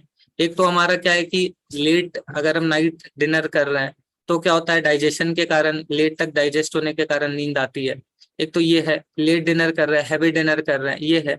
दूसरा क्या है नींद आने का, कि हमारे अंदर तमोगुण ज्यादा होता है। तो भी हम ना सर, जैसे क्या है ना माता जी, बहुत प्रैक्टिकल चीज मैं बता रहा हूँ कि हमारे अंदर जो चीजें जिस अवस्था रहती है ना, उस चीज को हम रेलिश करते हैं। जैसे अगर तमोगुण है तो बहुत आलस आएगा और नींद आएगी, ये सारी चीजें रहेगी। आध्यात्मिक कार्य में बहुत रुचि उत्पन्न नहीं होगी, है ना। आध्यात्मिक कार्य में रुचि उत्पन्न नहीं होगी, मजा नहीं आएगा बहुत ज्यादा भक्ति करने में। क्यों? क्योंकि तमोगुण बहुत ज्यादा है। उसी तरह रजोगुण बहुत रहेगा ना, तो फिर क्या होगा कि वो सब चीजों में खुद ऐसा रजोगुनी खूब मॉल वॉल में जाके खूब एकदम ऐसा फोटो वोटो खिंचा रहे, एकदम बढ़िया चारों तरफ एकदम ये मिल रहा है, तो वो सब में मजा आएगा, है ना। बट जब सतोगुण में स्थित होंगे तो सेम कार्य में इंटरेस्ट नहीं आएगा, है ना। तो जिस गुण के प्रभाव में है हम, उस गुण में इंटरेस्ट आता है ना। तो ये हमारा एक तो नेचुरली भी प्रॉब्लम होता है, जैसे मैंने बताया डिनर वगैरह ये सब का प्रॉब्लम है। दूसरा प्रॉब्लम ये है कि जब हम थोड़ा सा अगर इन चीजों में थोड़ा तमोगुण ये सब डोमिनेट कर रहा है, तो भी हमें फिर थोड़ा उतना इंटरेस्ट नहीं आएगा। लेकिन अभी हमने जैसे पढ़ा ना माता जी कि हमें इंटरेस्ट नहीं आ रहा है क्योंकि ये जो जप है, हरिनाम है, ये सब क्या है ना माता जी, शुद्ध भक्तों का, शुद्ध भक्त इसमें इतना आनंद लेते, इतना आनंद लेते हैं, लेकिन हमें अभी आनंद नहीं मिल रहा है। क्यों? क्योंकि हमारी स्थिति वो नहीं है। मिल तो गया है हमें वो चीज जो एकदम शुद्ध भक्त करते हैं, और हम भी वही कर रहे हैं। तो दोनों में डिफरेंस क्या होगा कि जो शुद्ध भक्त है उसी को करेंगे, उनको इतना आनंद आएगा कि वो रोके नहीं रुकेंगे, और हमारे अंदर वो हमें टॉर्चर फील होगा। लेकिन हम दोनों सेम स्टेज पे पहुंच सकते हैं। कब पहुंच सकते हैं? जब दोनों एफर्ट डालते रहेंगे। जब शुद्ध भक्त है, उनको बहुत आनंद मिल रहा है, वो भी जप कर रहे हैं, और हमें नींद भी आ रही है, बट फिर भी हम क्या कर रहे हैं, एफर्ट्स डाल रहे हैं, प्रयास कर रहे हैं। क्यों? क्योंकि हमारे जो भी डिवोटीज है, शिक्षा गुरु, वो बोल रहे हैं। अभी हमने सेम वर्स पढ़ा ना माता, जिसमें भगवान क्या बोल रहे हैं? भगवान यही बोल रहे हैं कि आप बस फॉलो करते रहो, इंस्ट्रक्शंस फॉलो करते रहो। आपके अंदर बहुत अनर्थाएं भी होंगी, तो भी आपकी कितनी विषम कठिन परिस्थिति भी होगी ना, फिर भी मैं आपको एलिवेट कर दूंगा, है ना। फिर भी मैं आपको एलिवेट कर दूंगा और आप मेरे धाम आ जाओगे, है ना। अगर आप इंस्ट्रक्शंस को फॉलो कर रहे हो, प्रयास कर रहे हो, तो वो प्रयास देख के भगवान कृपा देंगे। जैसे परम पूज्य लोकनाथ स्वामी महाराज जी बताते हैं कि हमको जब आनंद आ रहा है, नींद नहीं आ रही, बहुत मजा आ रहा है जब करने में, उस समय जब करते हैं, वो भगवान को प्रसन्नता देता है। बट हमको अच्छा नहीं लग रहा है, इवन टॉर्चर फील हो रहा है, तब भी अगर हम जप कर रहे हैं ना पूरा ध्यान से और एफर्ट डाल रहे हैं, वो भगवान को बहुत प्रसन्नता देता है। और वो प्रसन्नता जब भगवान देखते हैं कि सिंसियर एफर्ट डाल रहा है, तो हम कितने भी निगेटिव कंडीशन में हो, कितना भी हमारी कम आध्यात्मिक प्रगति हो, बट भगवान फिर वो जो एडिशनल जो बैंड जो गैप आ रहा है ना, वो भगवान की कृपा फुलफिल कर देगी, और हम भी उसी स्टेज पे पहुंच जाएंगे कि बहुत आनंद आने लगेगा। और मैंने देखा है भक्ति में ना, कई सारे ऐसे डिवोटीज है, शुरुआत में मैं देखता था कि वो बिल्कुल जप ही नहीं कर पाते थे। इवन खड़े होके भी जप करते थे ना, तो भी उनको नींद आती थी। ऐसे भी डिवोटीज मैंने देखा है कि वो खड़े होके भी जप नहीं कर पाते थे, इतना ज्यादा प्रॉब्लम था जप में। लेकिन वो अंडर गाइडेंस भक्ति करते रहे, और आज कुछ सालों के बाद आज बैठ के इतना सुंदर तरीके से वो जप करते हैं। और कई सारे ऐसे लोग मैंने देखे हैं कि जो शुरुआत में जप करते थे उनको अच्छा लगता था, बट चूंकि अहंकार था, फॉल्स ईगो थी, अपने आप को सुपीरियर समझना, ये वो, और गाइडेंस नहीं फॉलो करना, कि आज वो भक्ति में नहीं है ना। तो मैंने प्रैक्टिकली देखा है कि किस तरीके से अगर कोई व्यक्ति गाइडेंस में फॉलो कर रहा है तो वो कहीं से भी किसी स्टेज में भी है, डेफिनेटली भगवान की कृपा मिलती है और उसको किसी भी स्टेज से एलिवेट कर देते हैं भगवान। ठीक है, तो बस यही है माता जी की, फॉलो करते रहिए। ये बात तो बिल्कुल सही की है प्रभु जी आपने। Thank you so much. Hare Krishna प्रभु जी। थैंक यू वेरी मच माता जी for that question. Next Shaurya प्रभु, आप अपने आप को अनम्यूट कीजिए, अपना सवाल पूछिए। शास्त्र शिक्षक बोलने में प्रणाम। प्रभु प्रभु मेरे को ये पूछना था कि जैसे आपने बोला था कि अगर हम अपने फॉल्स ईगो को साइड रखेंगे तो हमारी भक्ति काफी अच्छी रहेगी, बट हमें पता ही चलता प्रभु कि हमें किस बात का ईगो है। ओनली जब हमें कोई हाईलाइट करता है उस बारे में, या वो ज्यादा ईगो बढ़ जाता है हमारे अंदर उस चीज को लेके, तो हमें फॉल्स ईगो होता है। जैसे कभी कभार ऐसा होता है कि 16 माला जपने का अहंकार होता है, तो अगर कोई नॉन डिवोटी पूछता है कि तुम कितनी माला जपता है, तो हम बहुत जोर जोर में बोल देते हैं कि मैं तो 16 जपता हूँ, एंड फिर उसके अगले दिन वो माला ही नहीं होती। तो ऐसे काफी सारे फॉल्स ईगोस होते हैं प्रभु, लेकिन उनके बारे में हम अवेयर कैसे होंगे?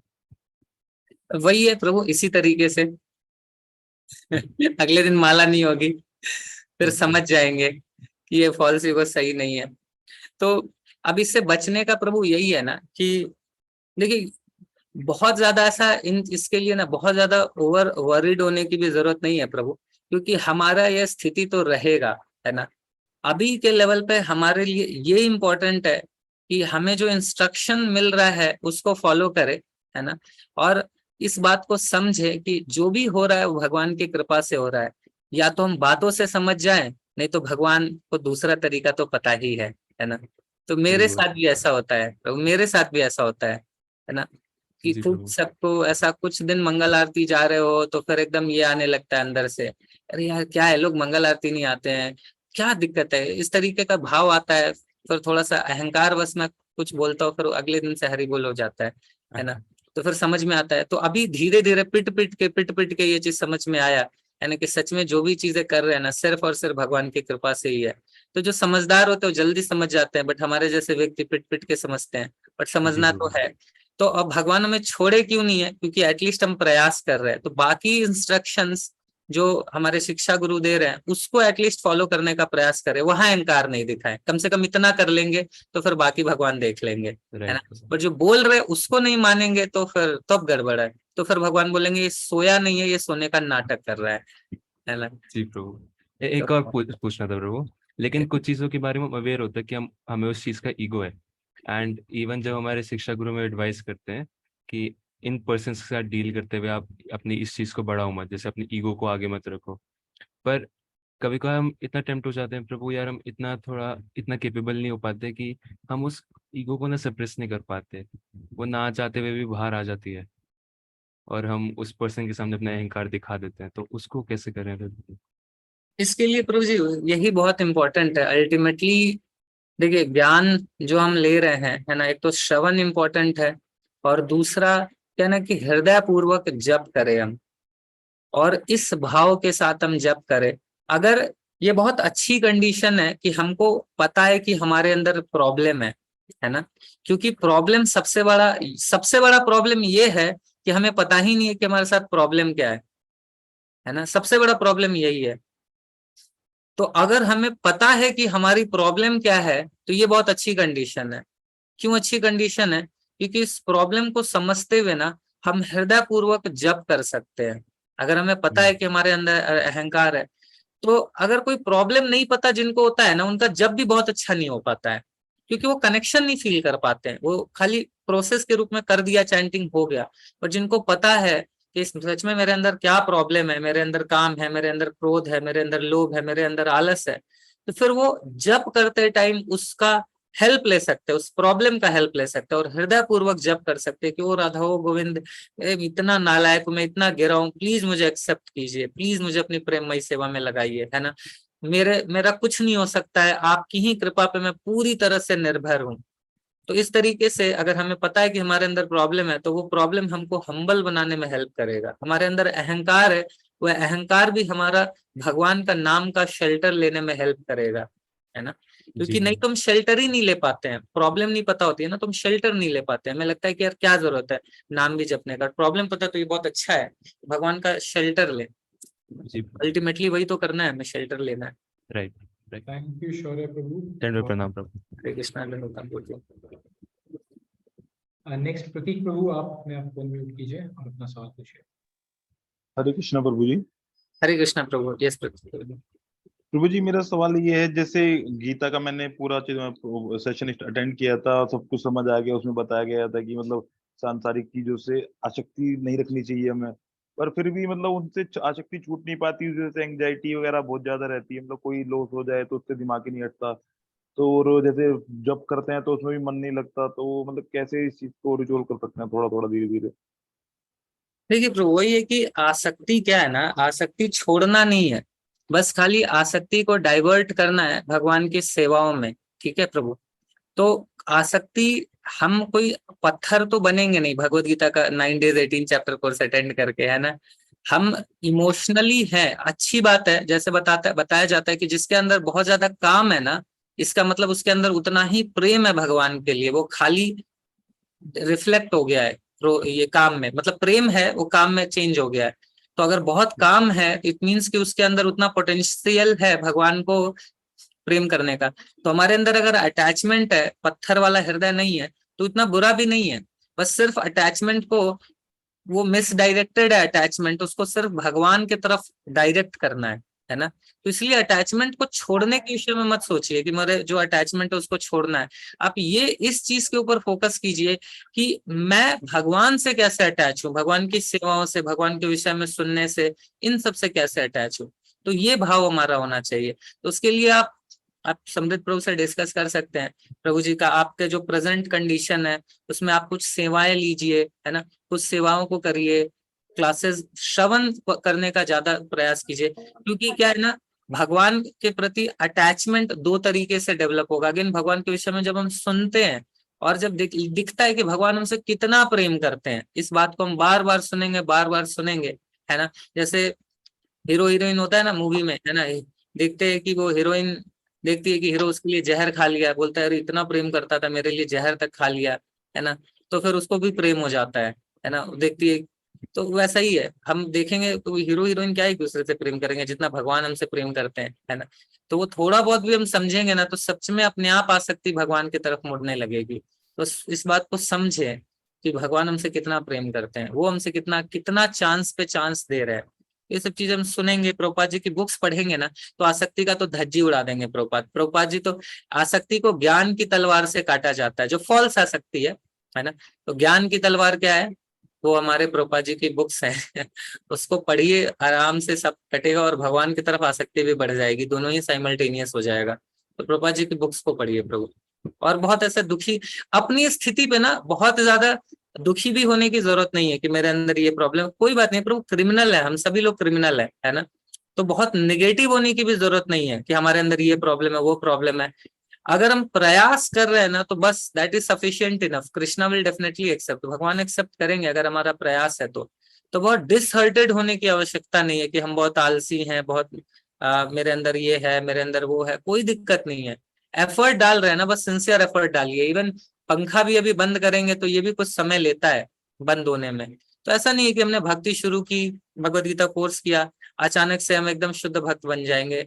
कितना अरबों अरबों जन्मों से प्रभु जी हम फालतू चीजों के प्रति आसक्ति निकाले हैं, तो इतना जल्दी तो नहीं आएगा ना प्रभु भगवान की तरफ आसक्ति, इट विल टेक टाइम, है ना। बस उस समय तक जो हमारे फैसिलिटेटर है उनके गाइडेंस में भक्ति करते रहिए, जो बता रहे हैं उसको फॉलो करते रहिए, डेफिनेटली एक समय आएगा जब आसक्ति भगवान की तरफ अपने आप ही आ जाएगी। ठीक है, धन्यवाद प्रभु। थैंक यू प्रतीक प्रभु। प्रतीक प्रभु भी इस बार भगवद गीता सेशन से जुड़े हमारे साथ, और रेगुलरली प्रभु जी ने भी काफी सारे प्रश्न वेदांत चंद्र प्रभु जी से भी पूछे थे। सो बहुत अच्छा प्रभु। प्रभु जी, हमारे पास 2 और हैंड रेज हैं, तो आपके पास हैं सब में, हम ले सकते हैं। प्रोमिला माता जी, आप अपने आप को अनम्यूट कीजिए और अपना सवाल पूछिए।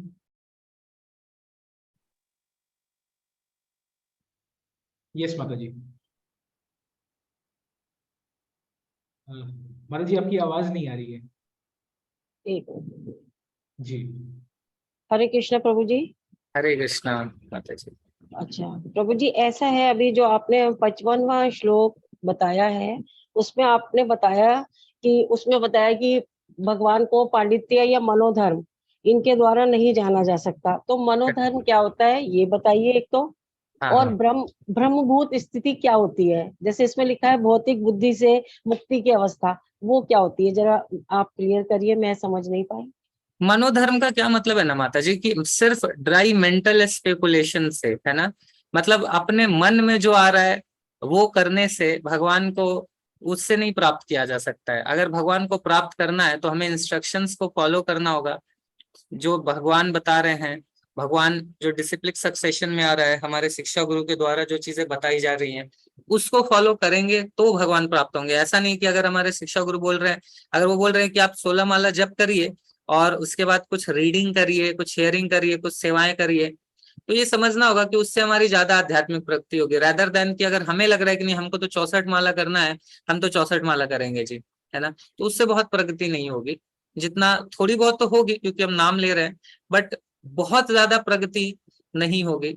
प्रगति तभी होगी जब हम इंस्ट्रक्शंस को फॉलो करते हुए भक्ति करेंगे।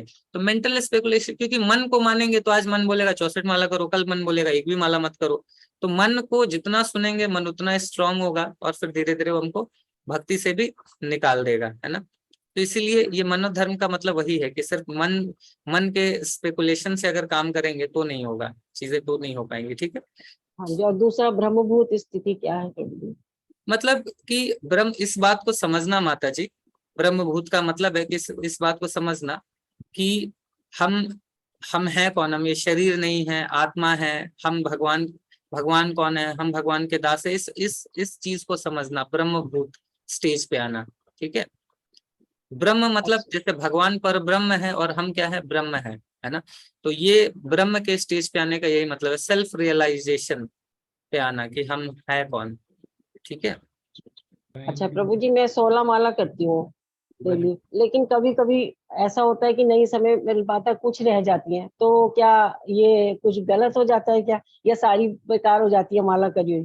देखिए कुछ भी बेकार नहीं होगा माता जी। भगवान अच्छा। का अगर आप कोई भी नाम ले रहे हैं किसी तरीके से भी, तो बेकार करके कुछ भी नहीं होता है, क्योंकि यह कर्म कांड नहीं है। भक्ति में तो भगवान को कोई गाली देके भी बोल देता है ना, भगवान उसको भी सोचते चलो नाम तो लिया, है ना। तो इसीलिए हर चीज बेकार होने का तो कोई बात ही नहीं है, बस यही है कि कितना और अच्छे से हो, ये बात है।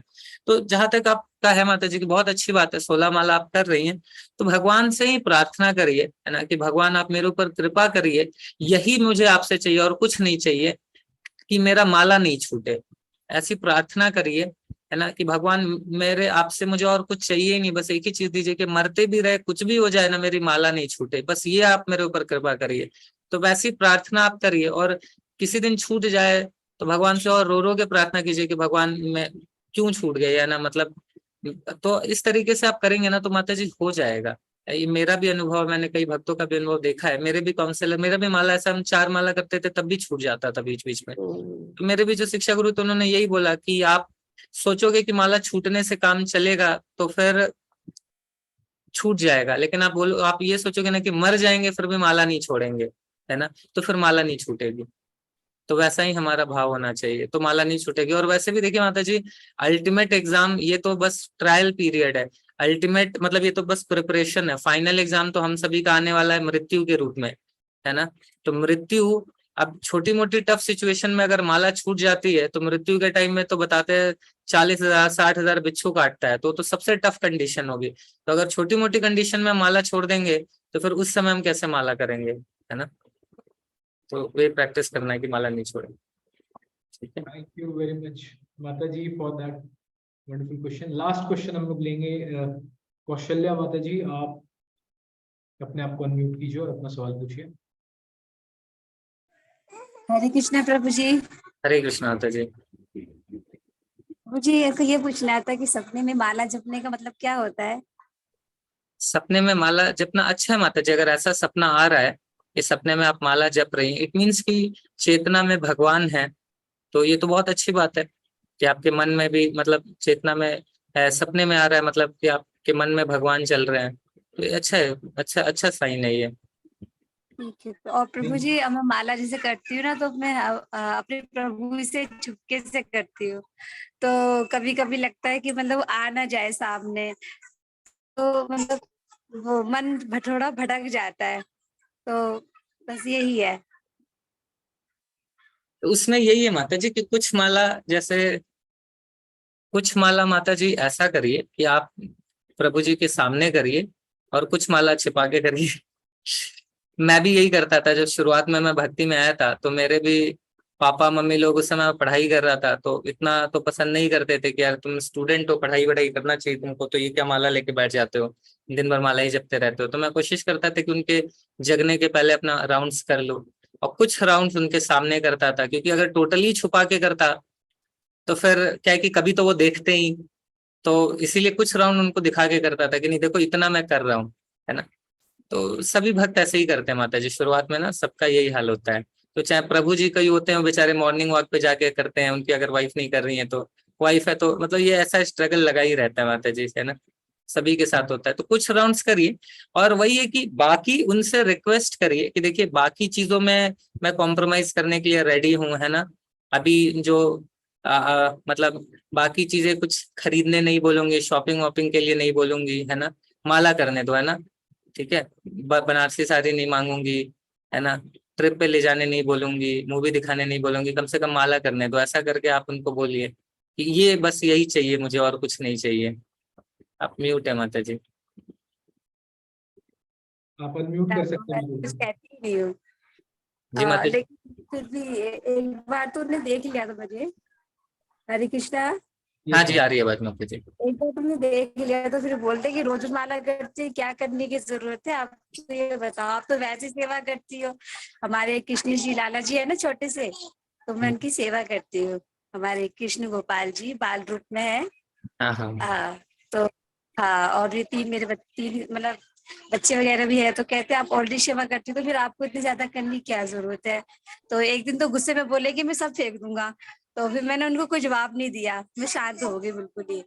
तो मैंने कहा फिर भी मन में मैंने ठान लिया कि उनकी उठने से पहले ही मैं कर लिया करूंगी बाला।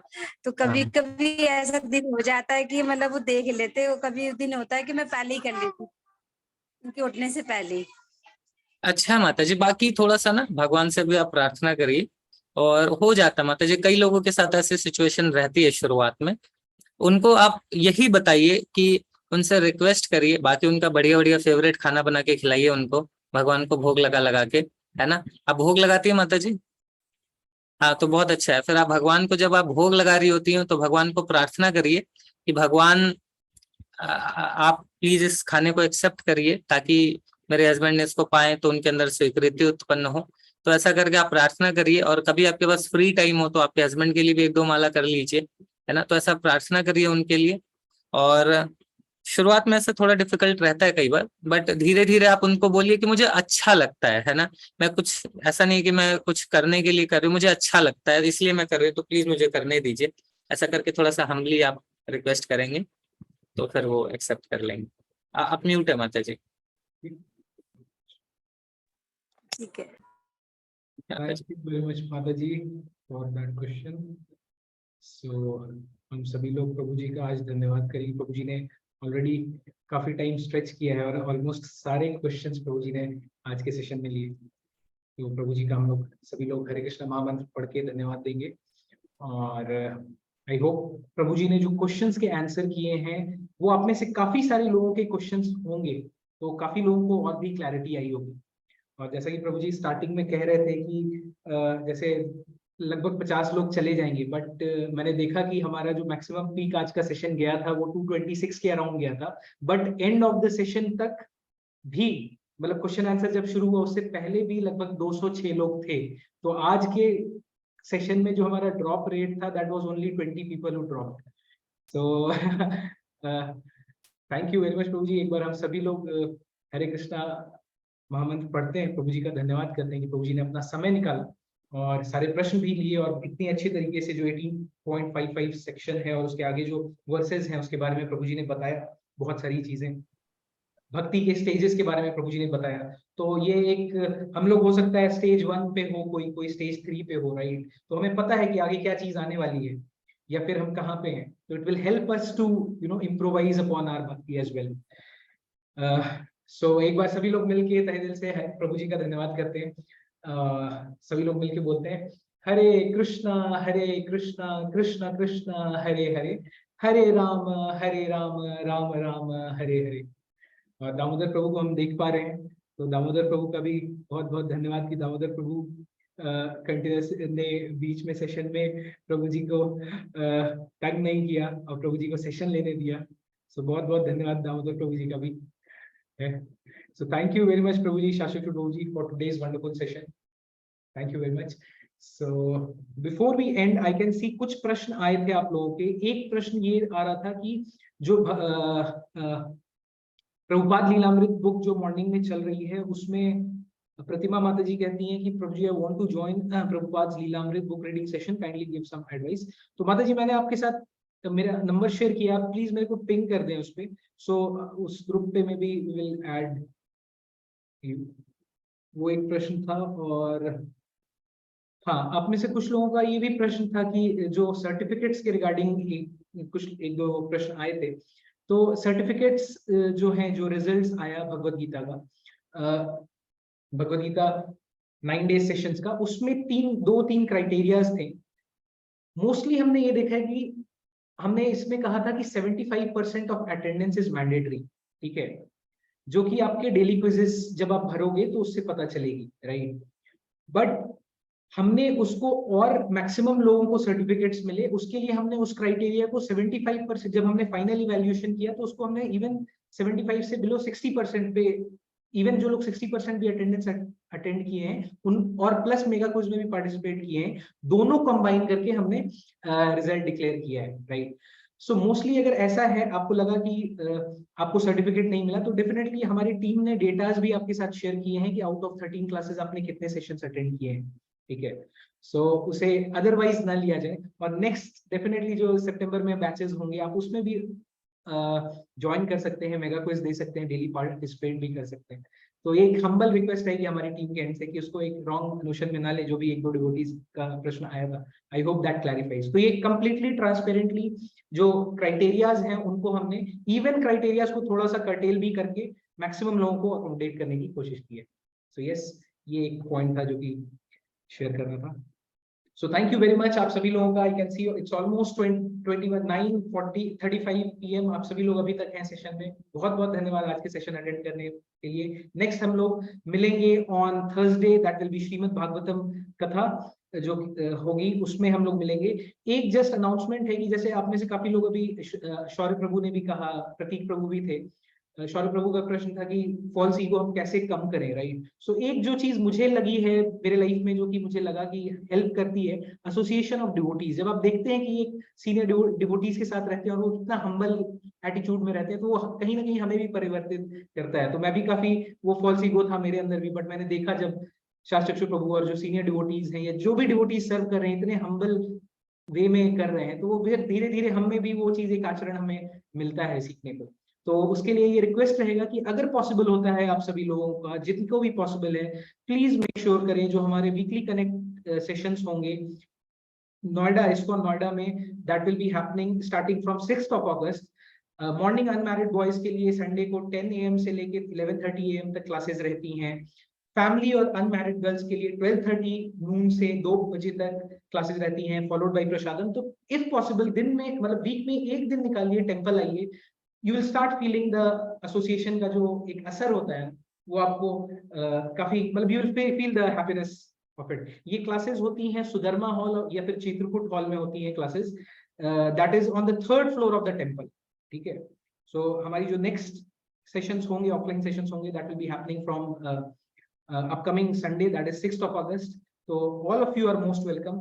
ऑनलाइन कनेक्ट के बारे में हमने ऑलरेडी शेयर किया था, जो न्यू डिवोटीज हैं, कि अनमैरिड गर्ल्स के लिए सैटरडे संडे को इवनिंग क्लासेस चलती हैं 7:45 to 9 PM। Then for unmarried boys के लिए सैटरडे एंड संडे भी ऑनलाइन क्लासेस होती हैं। आपको जो कंफर्टेबल टाइम लगता है, you can select that. Married people के लिए सैटरडे संडेज को इवनिंग में ऑनलाइन क्लासेस जूम पे चलती हैं 7:45 टू 9 PM। तो इसके बारे में हमने ऑलरेडी लेवल 2 रजिस्ट्रेशन के लिए शेयर किया है सभी जितने भी न्यू डिवोटीज हैं उनके साथ। सो इसका आप सभी लोग अच्छे से इस्तेमाल करें, मतलब please use this opportunity. So thank you very much for joining us.